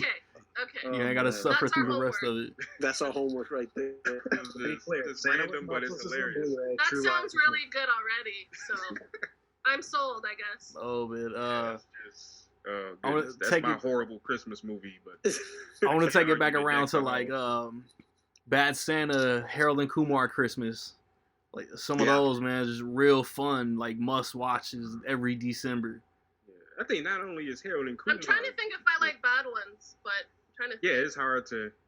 Harold and Kumar Kumar was Christmas. actually a legit good 3D movie. Yeah, I Yeah, agree. Let me ask everybody here: Has you ever heard someone say like, "It's a great movie"? Because I've heard people argue that L.A. Confidential is a Christmas movie because I think one of the scenes takes like one of the drug bust takes I place don't during remember. Christmas Eve. Man, I saw that movie legit. yeah, it's been a while. It's like what Melissa said. If you can't even remember that it was at That Christmas and that's Eve, what I'm saying. Yeah. That's what I'm saying. So I mean, it's No, like but like I said, I'm not precious. If there's something Christmassy in there, Right. I'll agree. I saw it once whenever it came out, and I was like, okay, whatever, Yeah, moving on. Yeah. It was like Next. Green Book. I saw Green Book in the theater, and like the whole end of that movie is super Christmassy. I Oh, was like, yep, Yeah, I wouldn't call I I wouldn't wouldn't call watch Green it Book a that Christmas movie. yeah. I wouldn't call it. I'd call it racist, but no, Green Book.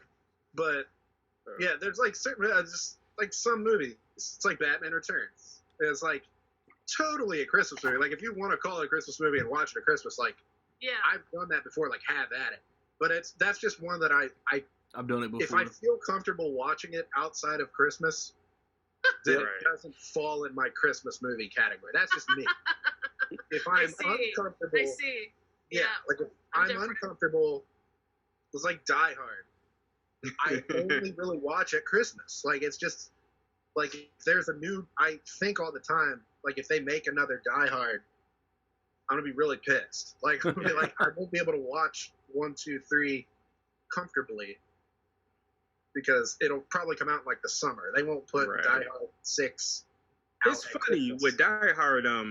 Everybody, whichever way you believe that argument, but it's funny. Nobody brings up Part 2, which is.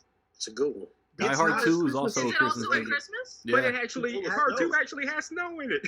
Wow. Yeah. It does. Yeah. because it They takes got place in DC. snowboarding bad guys shooting machine guns at Yeah, them. it's It's pretty Ah. badass. it's an action scene on the snowmobiles. Yep. Yeah, I've watched it the last 2 Christmases, and it That's doesn't crazy. hit the same way as the first one. Like it's Yeah, one of those. It's like at Christmas, That's but hilarious. it's not like there's not Christmas sweaters and there's not like poinsettias all around. Like the whole movie, they're like blowing shit up. Like it's not, That's To another me- weird series of movies, right? It's like where there's a series of movies where some of them started as like the Christmas movie Die Hard, Die Hard 2, and then there's at a point where it just kind of stopped, and even stopped probably releasing during the holidays. Die Hard with a Vengeance with Sam Jackson. I don't believe has Christmas involved in it at all. No. I think it was even released as a summer movie. It came out in and then May.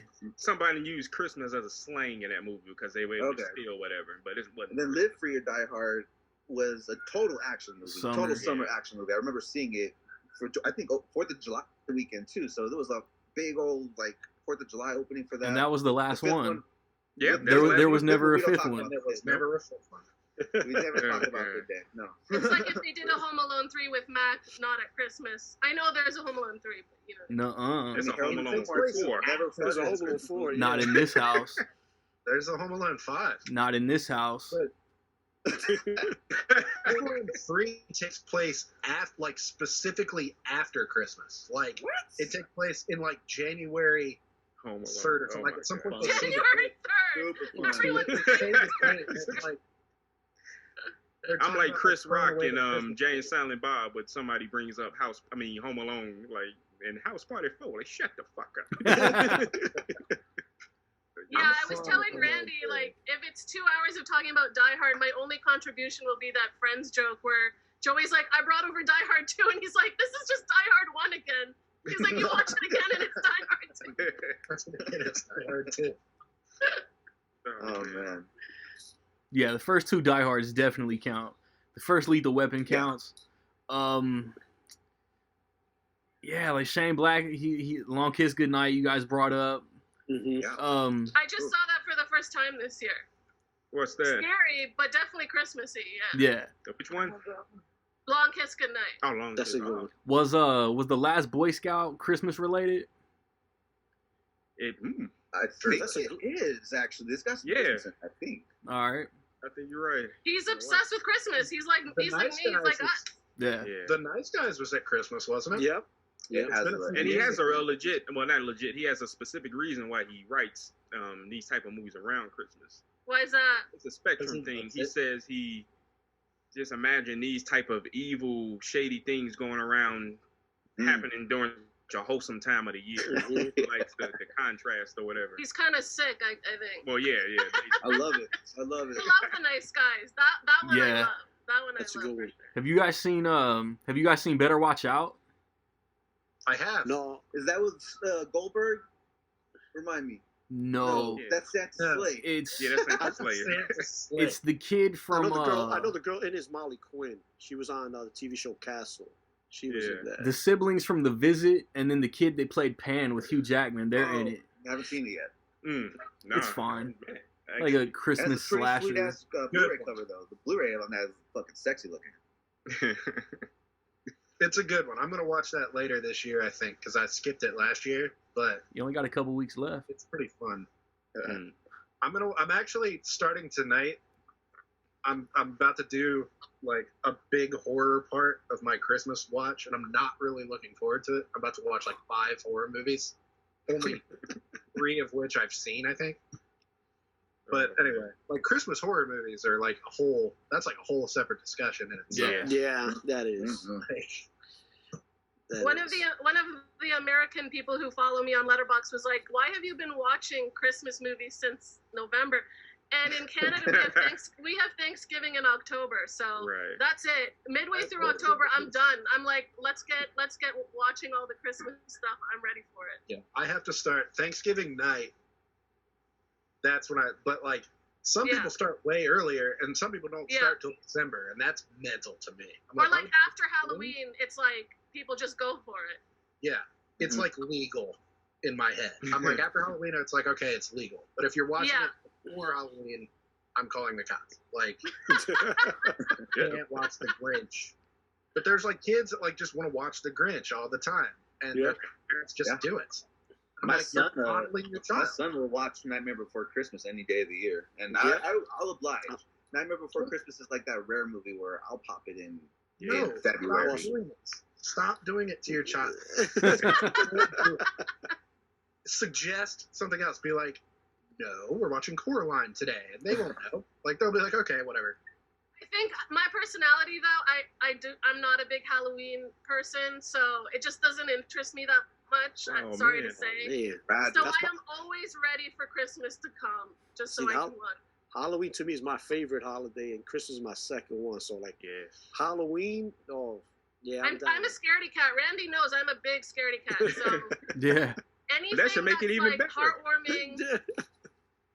Yeah, even Coraline, like that sounds scary to me. Have you watched The Shining yet? But it's great. It is, but it's right. It is kind of See? It's not scary. Well, we already brought up every movie I had in my notes. So whatever you guys want to talk about to close it out. I just don't want you to be angry at us for like derailing too much.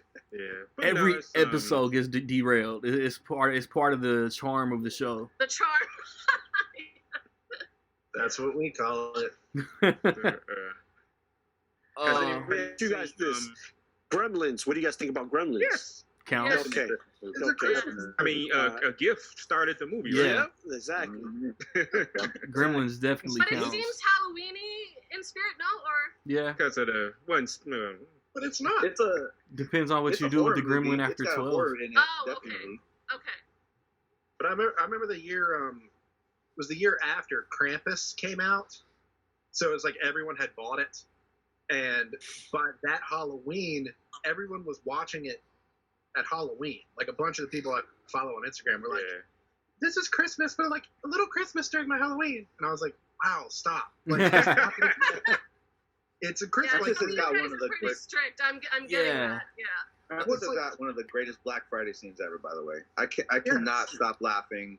That whole slow motion montage open, it's so funny. It's so scary, but so funny. It's like people are like, you have to, if it's horror, you have to watch it at Halloween. I'm like, well, not if it's a Christmas horror movie. Right. Yeah. I'm not watching Black Christmas at Halloween. I'm watching Christmas. Yep. And if it gets me depressed. The Nightmare Before Has Christmas anybody is seen the original Black Christmas? Yeah, with Margot Kidder. I just wanted to put this out there. That movie has some of the worst. I think I've said this before. That movie has some of the worst police work in history of movies. Wow. That's saying something. That's saying something. Yeah, well, you haven't just seen any of almost these. brutally got murdered. We're just gonna leave you here and investigation over. Oh my god. Also Die Hard for movies with the worst police work of all time. But it was at least by design. You got the SWAT team Yeah. going through the bushes, and he gets. So he's a sleeper one. People forget. I think it's one of the best boxing movies out there. Rocky IV. Is that considered a Christmas movie? Yeah, definitely. Oh yeah, that's Definitely. Is that the one where he has the robot butler? Yeah. Yeah. The infamous robot. Yep. What are these movies? I'm learning so much. Yeah.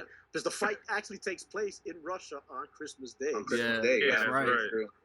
I would definitely put that up. Russia. Hey, See, regular that's what I was bringing back podcast to is series. educational. Like, there's those series of movies where it's like there's some definite identity with some movies in Christmas, like the Rocky IV, and then the Home Alone 1, or Harold and Kumar 3. That's like definite Christmas movies, but every other one in the canon doesn't really much acknowledge Christmas. Or don't have anything to do with it. The vacation movies. The first movie is just a typical vacation movie. Yep. Then you got a Vegas movie, European, and then there's a Christmas movie in there too. I don't mind that. Some franchises just want that theme. theme. The Harold and Kumar, it's like, to me, it just feels like a cash grab, personally. Yeah. I'm fine with that. Like, to me, like, everybody's shitting on Bad Moms. Like, I thought Bad Moms Christmas was like fine. Yeah. And like Daddy's Home 2, I thought was fine. I thought it was better than the first one. What is Like, it was going on? trash, it was Christmas. So I was like, I'm enjoying this more than I would because it's Christmassy and they're singing and shit. And it's funny. Yeah. National Lampoon's Christmas Vacation. I think that movie captures the essence of being a homeowner and during the Christmas. And it's just you could relate to them. I mean, as a kid, you can relate to the children. As an adult, you can relate to Chevy Chase just having a nervous breakdown. Yep. And that movie has a very near dear. It's very special to me. Because I'm gonna share this with you. Because talk about let's derail it some more. Just give me 2 minutes. I'm gonna share the floor is yours. Some story with you. So, National Lampoon's Christmas Vacation came out in 1989. In November. I remember I went to go see it with my aunt, her husband, and my cousin. And I phrase it that way, and you're about to see. So anyway, we're going to see the vacation, Christmas Vacation. The trailers come on. This is 1989. I'm 7 or something, right? The trailer for RoboCop 2 comes on. And I don't know if you remember it. It's in the movie. It's the scene from the movie. The car gets blown up. They shoot it all to hell. The door opens and the RoboCop's foot comes out, right? And it pans up as RoboCop. I'm 7, 8 years old seeing this. I'm losing my mind, right? Well, anyway, my uncle, he was going to get popcorn or something. So it's my auntie, my cousin, she's a female. Who's the only one I'm going to be able to relate to? The guy, right? Yeah. And he comes back, and I'm like, oh, you missed it. They showed a RoboCop 2. And without a beat, he looks at me and said, ain't nobody going to see that shit. Damn. And screw your dreams. Santa Claus doesn't exist. Imagine, you don't say that to a 7-year-old. You know what I'm saying? He said that. Yes.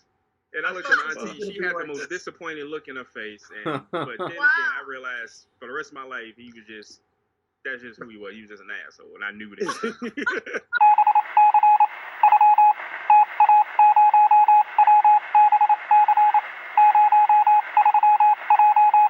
All right, it's time for those NBA predictions I talked about, man. It's Rec League Podcast. It's the annual appearance of my big brother. What up, Jason? Say what's up to the kids. Hello, children. Just like I said before we hit record, playoff teams, MVP, a finals, prediction, champion, and I guess we're doing 10 teams to try to guess who might make the play-in each conference. But if the East is as sad as, like, the East was so sad at the bottom last year that there wasn't a East play-in in the bubble. But let's assume they're good because Trae Young wants the playoffs and LaMelo Ball hopefully lives up to the hype. So nice behind the back last night. Yeah. He's doing it through that full court Hail Mary. You want to alternate conference or seeds? Up to you. You're the host. You tell me what to do, man. It's your world. I'm just living in it. All right. I guess we can do conference. I like to start with the East. All right, go for it. Show me your. Do you have how many locks do you have? Locks? Yeah. I would say 6 in the East, and that's leaving us out because of Oladipo. Oh, interesting. He's either going to be professional and he's going to hoop, or he's going to let all the off-season drama play in, and he's going to be that locker room cancer that Paul George almost kind of ended up being anyway. Yeah. I hope he plays. If he plays, we can be higher than where I have us. But yeah, I got 6 locks in the East. But I'll start with the play-in teams, and like I said, 10. You're gonna go bottom up? Okay. Yeah, bottom up. At 10, I got the Hornets, just because I hope LaMelo hoops, and I want to see Gordon Hayward bounce back from. Yeah. It's like Boston signed these like should be prolific All NBA guys, and they just kind of like are like average as hell. So I hope Gordon Hayward is Utah Gordon Hayward, and I don't know. All these teams can go undefeated except for when they play the Pacers. But yeah, I got him at 10.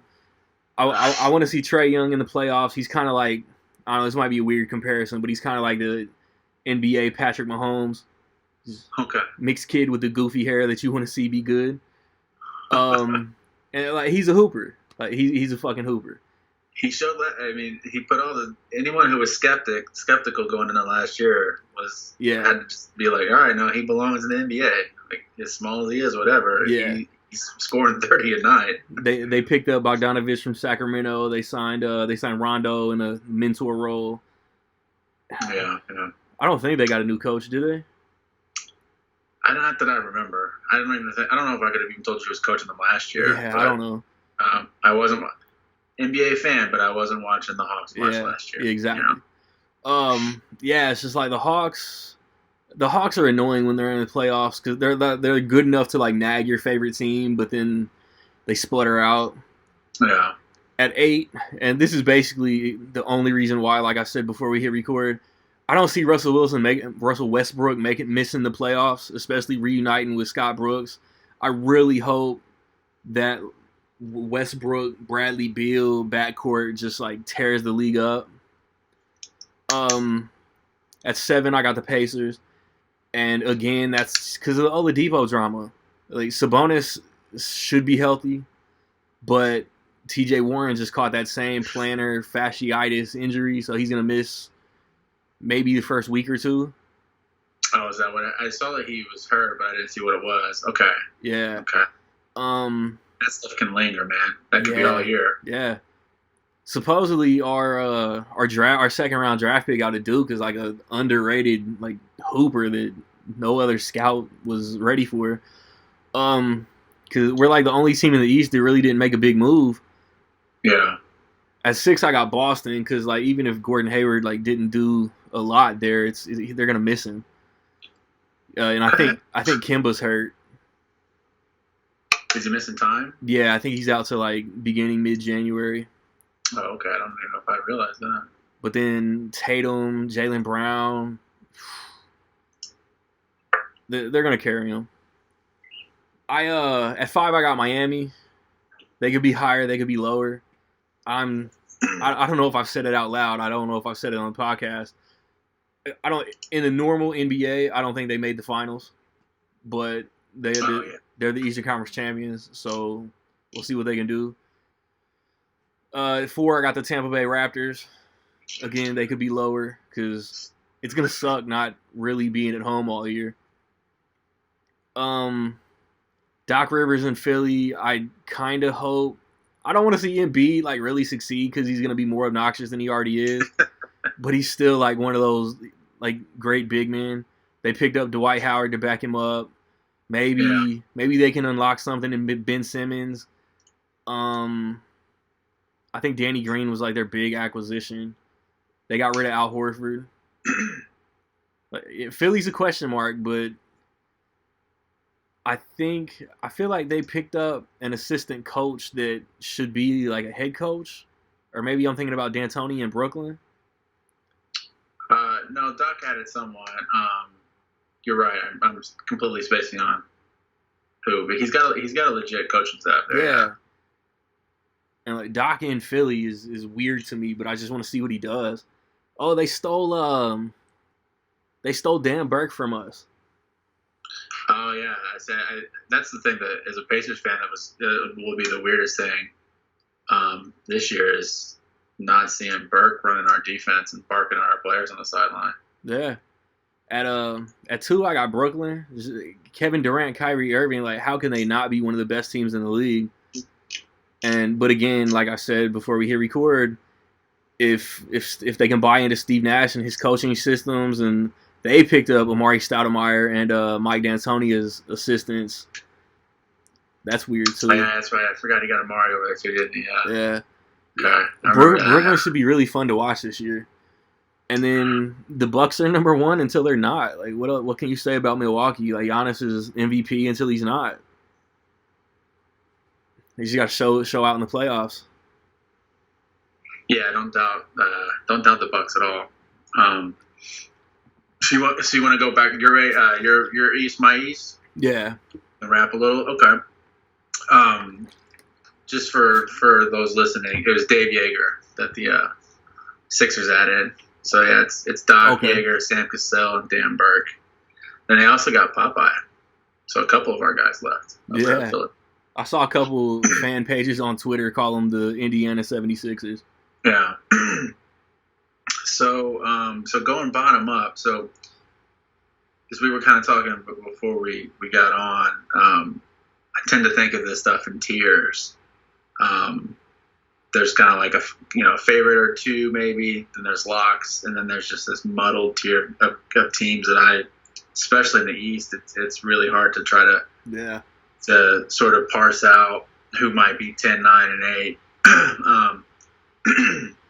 Excuse me. I actually have 7 locks in the East. Okay. So I was a little surprised to hear you only had 6, but I guess as you explained why you have the Pacers kind of on that bubble. It makes sense. Because I mean, a healthy Pacers team is probably a home court team. Yeah, I think you can argue that, but it's also the kind of roster that an injury or two here and there, and then they're on the 11, bubble pretty quickly. So going bottom up,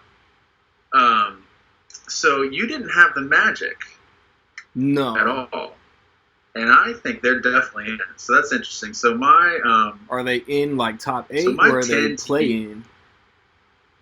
I think they're in the top. I mean, in a traditional year, I think they're the 8 seed, 7 or 8 seed.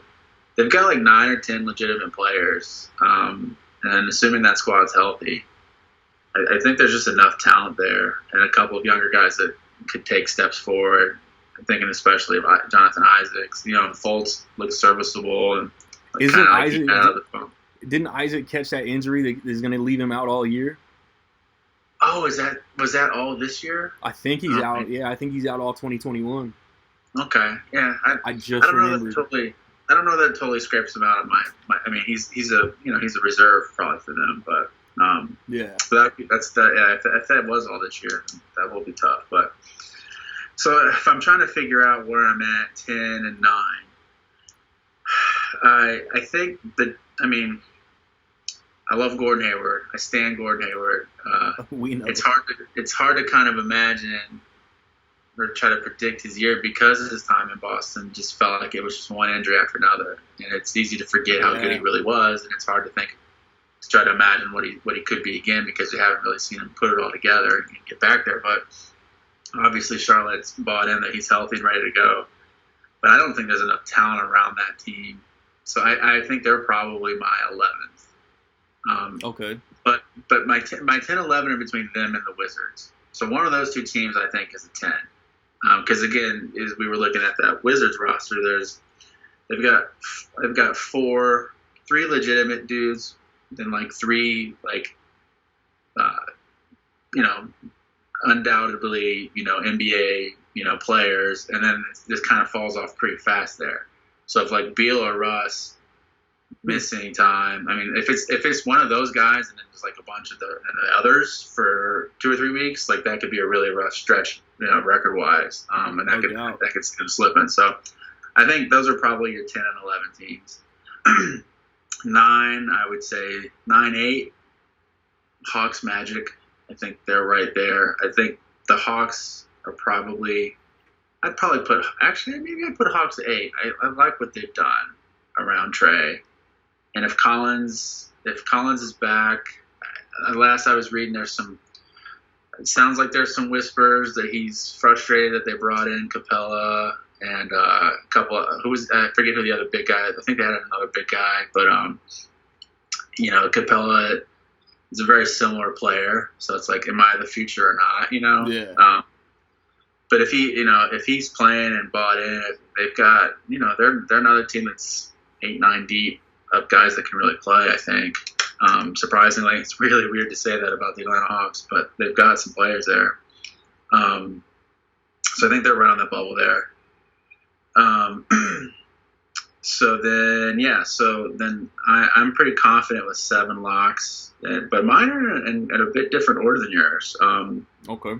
So I've got, and again, this is just, for me, it's the Bucks and everyone else, I think, in the East. I don't think there's any question about it. I think the Bucks are going to run away with the conference. So 2 through 7, again, I think they're all there. I don't doubt these teams making the playoffs. Where they get in the order could be the difference between an ankle or 2 here and there, you know. But kind of picking an order, I'd go Raps at 7, Pacers at 6, and again, like you said, this is assuming health and Oladipo playing ball. And then I would go Heat at 5, and I agree with most other fans. That's the thing about this group of teams, right? Like, especially in a weird season like last year, I don't think anyone was surprised the Heat were there. It's a really good team, you know what I mean? Yeah. And they could be back this year. They could be a 4 or 5 seed again, and also be back in the finals again if Drew Holiday's ankle rolls in the Eastern Conference Finals or something, right? But But I guess I think overall they're probably a 5 seed because we're assuming the Nets are going to be pretty good, right?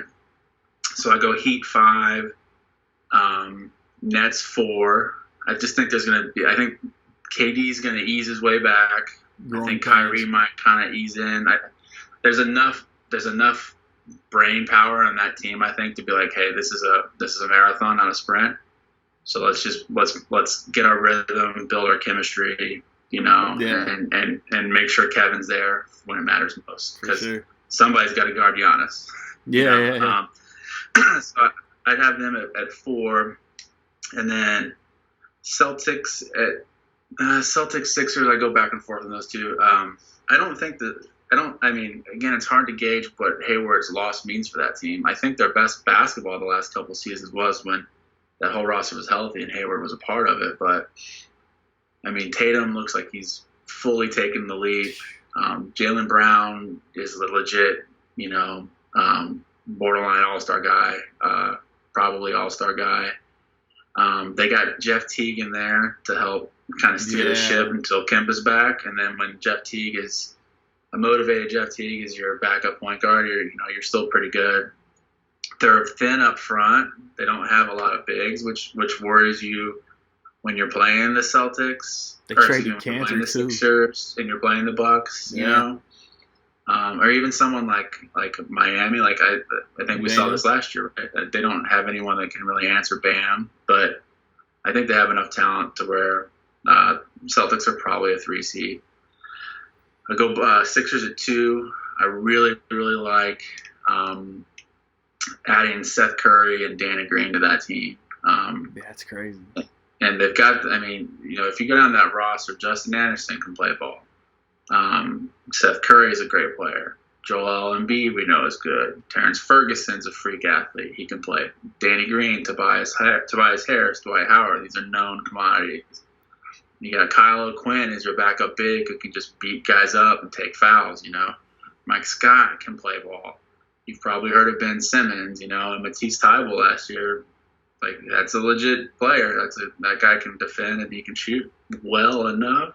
He can shoot well enough, But with that coaching staff coming in there, and I think Embiid and Simmons are just going to probably feel super liberated because they've only ever known Brett Brown. And there's always so much weirdness about, is Brett Brown our coach of the future, or is he just helping us become professionals? Or what's going on here? And no one, I don't think anyone feels like Brett Brown's the most innovative coach ever. Not that Doc is necessarily, but I can just see that whole locker room feeling a lot more loose this year and just kind of going out there and playing ball and winning a lot of games. And then again, you've got the Bucks that are just the hands down best team in the East. Drew Holiday is huge pickup.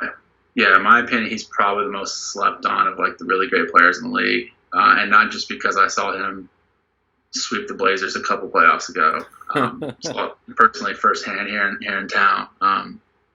But I don't think there's a trio in the East that has that level of talent with those 3 guys, with Middleton and Giannis. So I think they run away with the East with no problems.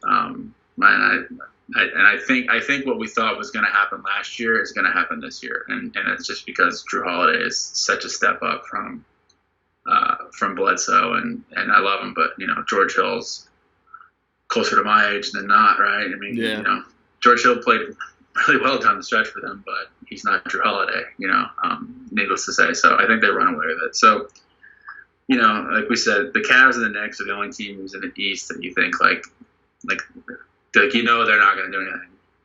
Then you've got that group of teams that it's like, man, like the Bulls and Pistons even, would I be shocked if the Pistons were in that 10th seed in that one game play-in? No. But that happened now. So that's kind of my muddled bottom. But I think those other 7 teams, Raps, Pacers, Nets, Sixers, Heat, Celtics, Bucks, I don't see any of those 7 missing at all. So that's my East, but the Bucks is representing the conference in the finals. Yeah. Okay, man. For the West, like I said before, Ja Morant's gonna go on a tear this year, so I want to put them in at least to the play-in. But I want to say Chris Paul is like finally like pushes the Suns to some kind of taste of the playoffs. So I got the Suns at 10. Like Devin Booker is a machine. DeAndre Ayton. We looked at the Suns roster earlier. Like I think they're enough to be the 10th best team in the West. I got Zion, Lonzo, Brandon Ingram at 9. Utah 8. I think wasn't Dallas 7 last year? I got them 7 again. And that's just like hopefully Luka stays healthy. They'll be higher if Luka can stay healthy all year. A healthy Portland could be higher than 6, but that's where I got them. Dame could bubble Dame all year, goes for MVP. Houston, I might be overshooting with Houston at 5 because, like with Oladipo with the Pacers, it depends on if Harden is professional and Houston sticks to their guns and doesn't trade him, and him and John Wall just tear it up. Denver at 4. I think every year I talk about how I just don't like Jokic or the Nuggets or something. But you don't buy it at all. Yeah, you never have. Jamal Murray evolved in the bubble, and like they could be so nasty. I got Golden State at 3. Ooh. Losing Clay hurts, but Steph back, Draymond back.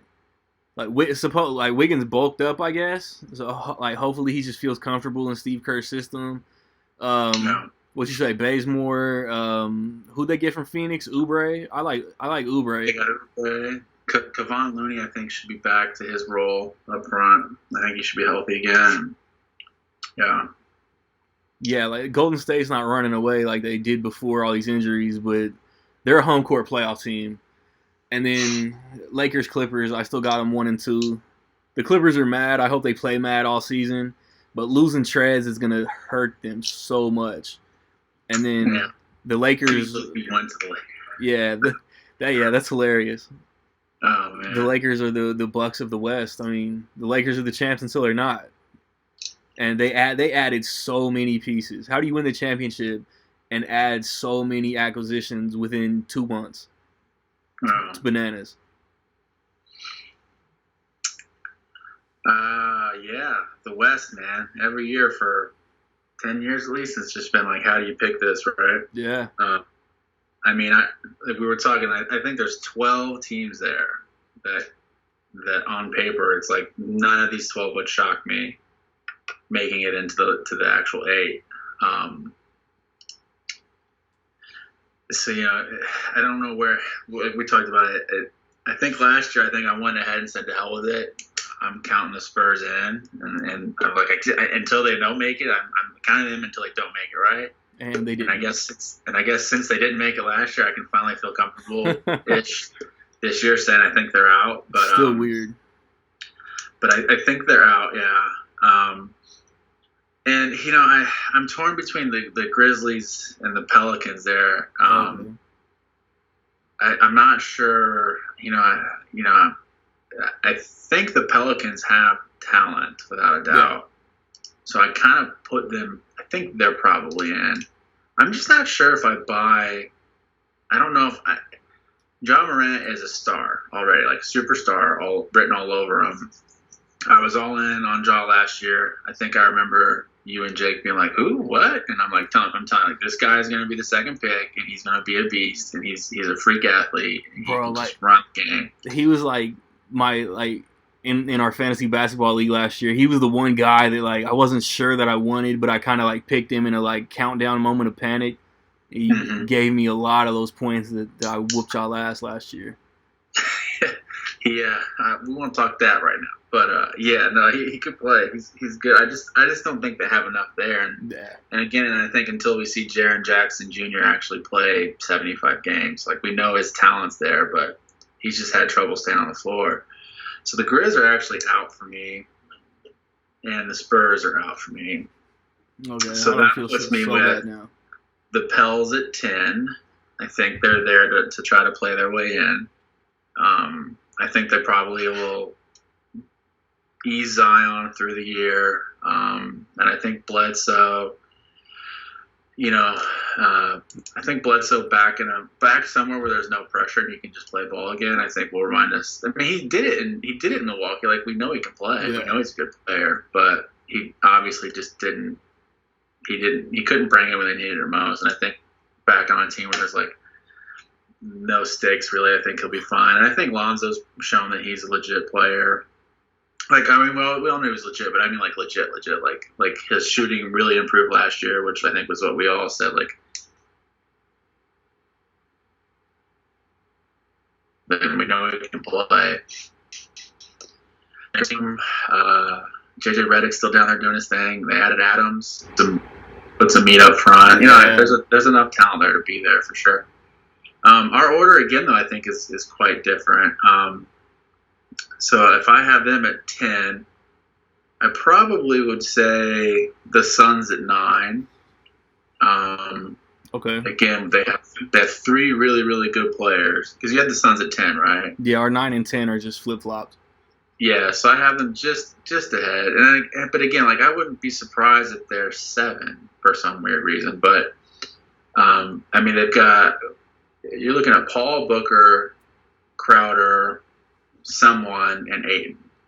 So they've got 4 guys that we know what we're looking at there. And then they've got, a handful of solid role players. Bridges, Galloway, Moore, Saric, so there's enough talent there, but I don't know how long it'll take them to click. I don't know how they're all going to react to Paul, Yeah.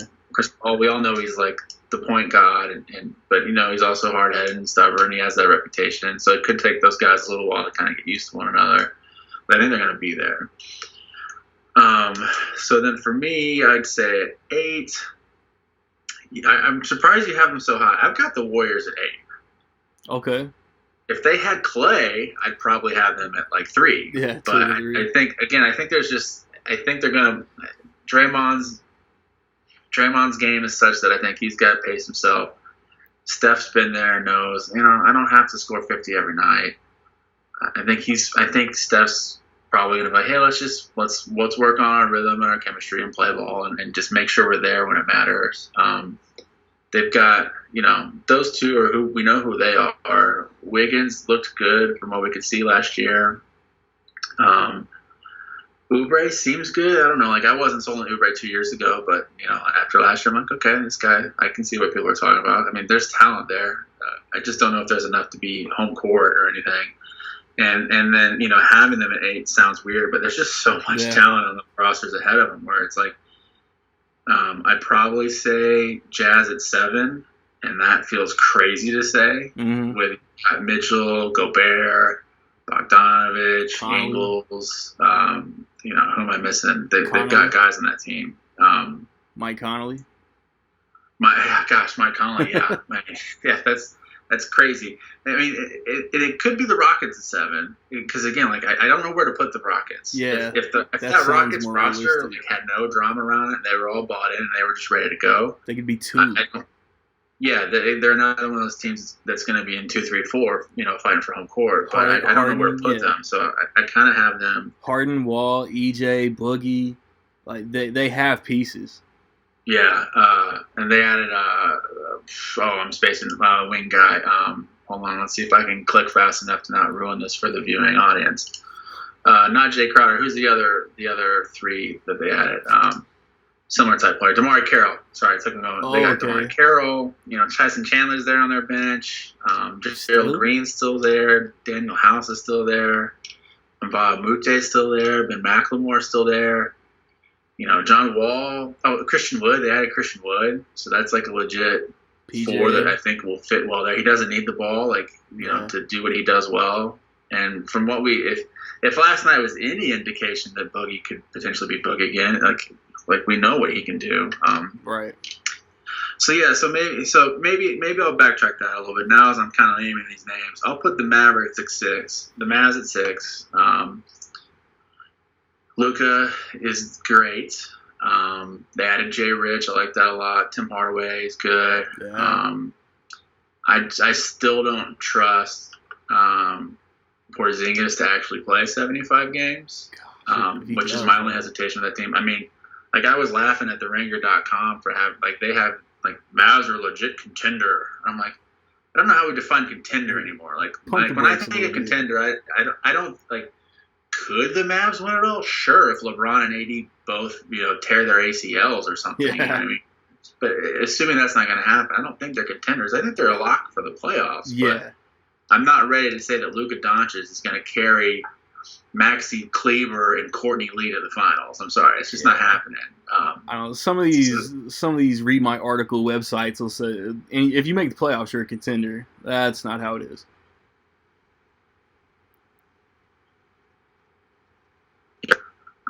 They've got great. They got a couple of really good players, and then a handful of nice role players. But I just don't see them as high as I guess other people see them. So yeah, but I talk myself into them at where I have them at 6. 6. So then I'd probably go Rockets at 5. For all the reasons I just said. Because I don't see the Blazers not being a home court team. Like, I don't know where to put them because I think the Clippers, we know Kawhi is going to do the Kawhi thing. I don't think he's going to play back-to-backs. I don't think he's going to – I'm assuming there's been enough drama there and he has enough egg on his face where I don't think it's going to probably be as bad as it sounds like it was. Dictate his own playing schedule. It was last year. Show up late to practices and all that shit, all that Clipper drama. Yeah, so I think there will probably be some new practices and procedures internally for the employees there. But Ty Lue's gotten an email where they don't do what Doc did. Yeah. But yeah, it just the Blazers. You've got Dame. Dame is just so good, so good. CJ McCollum is every year he adds another little bit that makes him just he's going to score 20 a night. He's going to get 4 rebounds. He's going to get 4 or 5 assists. And on a night when he need it, he's going to put up 50 so that Dame can take those guys are just good. Yeah. They've been playing together. They love each other on and off the court. That's the thing. Like that whole roster just really, really legitimately likes each other. What city do you live in? Yeah. I think when I was texting you and Jake, I've been living in Portland for 11 years now. I think this is the first season that I'm more excited about the Blazers. Like undoubtedly, like there's just like I'm gonna watch the Blazers with much more passion than the Pacers this year. I think. I'm not hating. I'm never hating, but I could never be like that with the Spurs. Yeah, Dame's my favorite player. He has been for a few years. I mean, I love Paul. Like I stand PG despite as much as a doofus as he clearly is. I love Gordon Hayward. I love all the Indiana guys. I love Mike Conley. I love those guys. But Dame is just on a whole other level. Yeah. Not just because I sometimes enjoy his hip hop music as well. Like Dame's just a whole other. He's just a whole other kind of dude. So I think the Blazers at worst are a 4 seed. So I'm gonna say 4 because that's as low as I think they'll go. So then I would put Clippers at 3 for the reasons I said about just kind of pacing themselves, and there's going to be some new chemistry kinks they have to work out without Trez not there and some other new guys in. But there's obviously if Paul and Kawhi are healthy, that's the second best duo in the league still. No doubt. I'm all in on the Nuggets. I hate the Nuggets. As a Blazers fan, I can't stand the Nuggets. Like that's the one team that like when the Blazers play them, I'm like, stomp a mud hole in their ass, please. I hate these guys. But there's a lot of talent there. They let Jeremy Grant go because Michael Porter Jr. looks like he's ready to play those minutes. Yeah. Murray showed last year, he's ready to go. We know Jokic is Jokic. There's talent there. I think there's enough. They lost Millsap, right? Or did he get I think he resigned. I don't remember. I should know that since I have him in my second seed, but let me click quickly here. You can just edit this out later. No, we're pressing. Will Barton will be back healthy. JaMychal Green's there. Gary Harris will be back healthy. Looks like Paul's still there. They got at least ESPN's gone there. I know there was a chance he could have gone elsewhere. So I just think there's enough continuity there. Monte Morris, is a player. Like they just got their guys. Yeah. They've been playing really well the last few years, and I just think they're the second seed again. But none of this matters, because the Lakers have LeBron and AD, and if those guys are healthy, I haven't even clicked over to look at I know in my mind the guys they added, but it's like I'm just embarrassed to click over and look at this. It's the like, Lakers roster is a fantasy let's team. just say these names: KCP, okay; Caruso, okay; AD, Marc Gasol, Montrezl Harrell, LeBron James, Kyle Kuzma, my boy Wes Matthews, huge pickup, probably the most underrated pickup of the year. Yeah, for sure. Legitimately guard 3 positions and shoot the ball really well, right? They robbed. Okay, there's your point guard, your real point guard that you need on that team. And then you got J.R. Smith there to keep it loose and light in the locker room. But that's just. And now that they're not drug testing, yeah, he might win MVP. That team's gonna. And it doesn't matter how LeBron wants to do it. If he says, we want it, so I'm just going to half-ass the regular season. We're fine as 3 or 4 seed. Okay, cool. You're still going to win the conference. Or if they say, you know what, we're all healthy. Screw it. We're going, pedal to the metal, whatever you want to say. It's probably like a really old person thing. I don't know what the kids say, but we're just going to go all out. We're going to go in it. And we're going to win 70 games or whatever. I don't know how many, but they're not playing 82 this year. But, whatever the equivalent would be mathematically is 70 games in a normal season.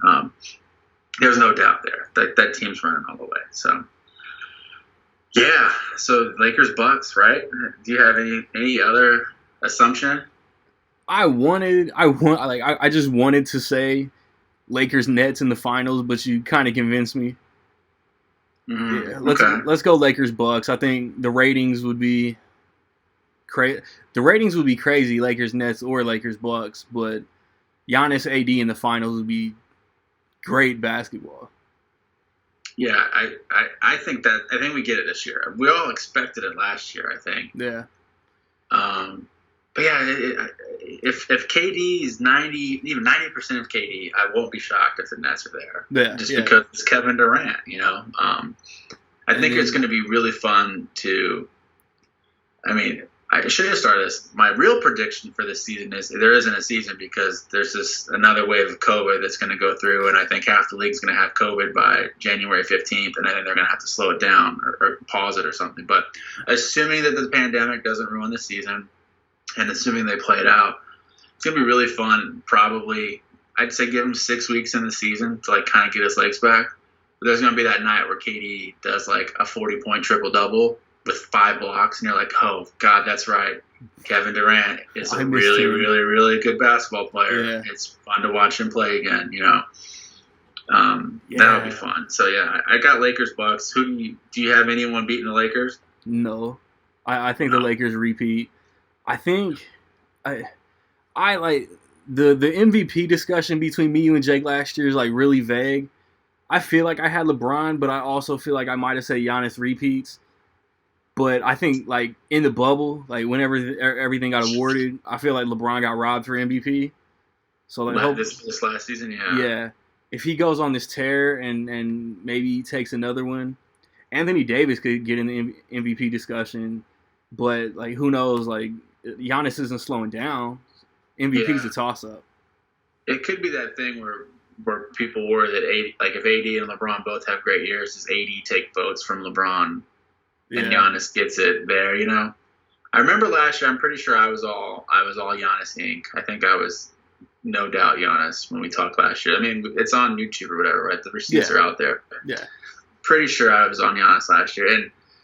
And again, it's tough to predict LeBron. If you ask me who the most valuable part of the league is, it's still LeBron. This dude's arguably the GOAT. Yeah, they just don't want to give it to him every year. If he wants it, he goes and he gets it, and there's just no way around it. But LeBron has shown us for his entire career that he can prioritize other things. Yeah, for sure. And I think he loves having AD, and I think he would be fine with AD winning the MVP because that means they're still winning a bunch of games. That means LeBron likes throwing those oops to AD, right? Can you imagine? Remember AD's shot in the playoffs in the bubble? Just LeBron's reaction to that nail in the coffin shot, that 3 against the Nuggets. Yeah. Like LeBron's cool with AD winning the game. You know what I mean? I mean, that's what they said when they made the trade, that it's AD's team. Yeah. They showed each other love all season.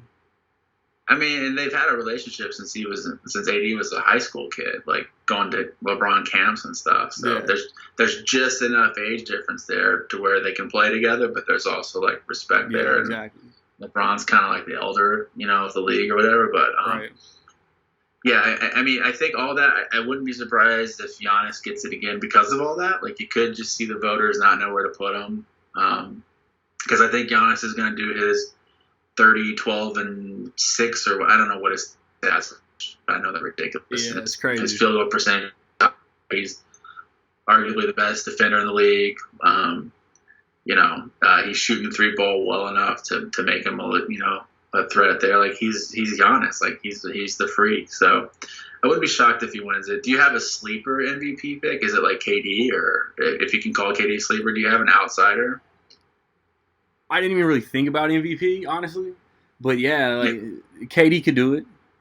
Yeah, because I gotta do my semi-homer thing. I think if the Blazers are like a 3 seed and Dame is like 32, 33 points, 8 assists, 4 rebounds, shooting 40% from 3, and has a bunch of half court, just like nonchalant highlight threes. He's told us he's shooting from half court this year. He's pretty much told it. Or at least Terry Stotts was like, yeah, Dame told me he's shooting from half court this year. I think he's the outsider. If they're like a 3 seed, it's like, holy crap, where did this Blazers team come from? They're balanced, and these guys are really bought in and they're playing well. Dame could be the guy that just steals an MVP out of nowhere. Like, and he's the type of guy that his resume when he retires for the Hall of Fame, you think he might have a stolen MVP somewhere. Like, this could be the year where he kind of pulls that out. I don't think it'll happen. So for the record, I don't want all the Rec League listeners out there going, man, this dude's crazy. You just said Dame's going to win the MVP. I'm not saying that. I'm just saying I think if you maybe pick an outside sleeper, I think Dame is just going to – if you don't love Damian Lillard, by the end of the season, I think you're going to love Damian Lillard. If for some reason you haven't gotten on the bandwagon yet, he's my favorite non-Pacer. Yeah, he's insane. So, but yeah, but that aside, I think Giannis probably gets it unless LeBron or AD really go for it. And those guys would probably also be like media jockeying for the other one too. Yeah, for sure. You can see them sitting around with a few expensive bottles of wine, in the off season, and be like, all right, one of us needs to get it. Who's it gonna be? Let's work it out now. So we just have a game plan. Yeah. Anyways, that's it, man. Are you excited for this season? Oh yeah. I talked to DirecTV yesterday and made sure my league pass was hooked up. It's just been 2020 is just so weird. I'm usually giddy at the beginning of an NBA season, and it's just weird to think like, wait, the NBA season's starting around Christmas. Oh, that's right, because 2020 has been the worst year of the last 50. It feels like. I'm sure some old person somewhere is mad at me because I'm forgetting 1960 whatever. Right. But that's outside of 50. Well, back in 1947. Yeah. But I mean, like, I'm not gonna. Those of you still alive from World War II, I know you've seen worse. Yes, I know, I know. But for millennials and Gen Xers, this is the worst we've seen. So for sure. But I'm excited. I hope we get a season. Yeah. Way. That's all I want, man. Just by some miracle, the NFL's made it this far, so the NBA has to have a game plan. That's right. The NFL's been able to do it, so yeah, they got more players and more coaches. Appreciate you popping in for thanks for having me, man. The annual one time. Sorry I talk so much. You're going to have to edit it out. My bad, but that's why you were invited. We're gonna dog Jake for not being here. Nah, he's missed the last few. He doesn't care.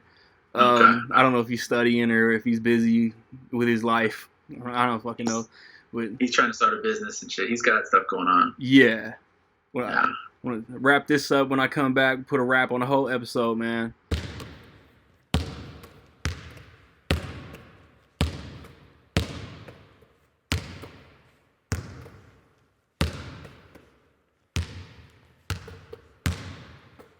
Yo, my dogs, my rocks, but not no Dwayne Johnson. Always trying to improve. We each stay plotting. These other cats with a death wish think they Charles Bronson.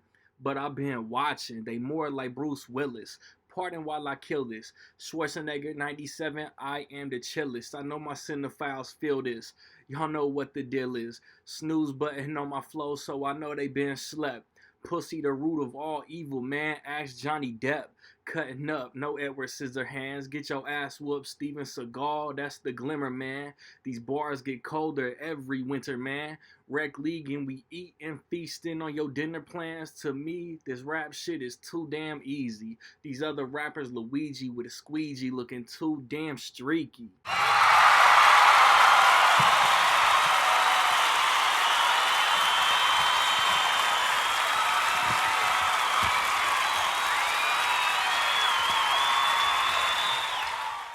Yo, let's put a bow on this one. Episode 48. Long ass episode. I hope y'all enjoy it though, man.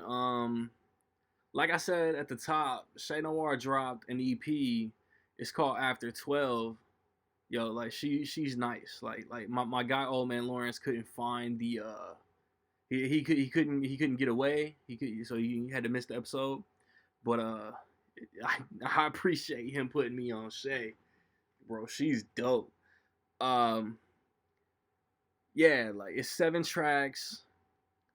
The Mussolini, Ransom, 38 Special, Jinx, RJ Payne, Cyrock, and Amber Simone are the features. Like she got bars. Like I don't necessarily want to single out tracks. But man, Hunger Games is something crazy. Like, I don't know exactly if it was Ransom 38 Special, but they say he's talking about hip hop. The track is called Hunger Games. He said Mockingjay will leave you with Hunger Games. And maybe he said Hunger Pains. He said Hunger Games though. That shit was dope. CheNoir, like her rhyme scheme is so crazy. The production on this is dope.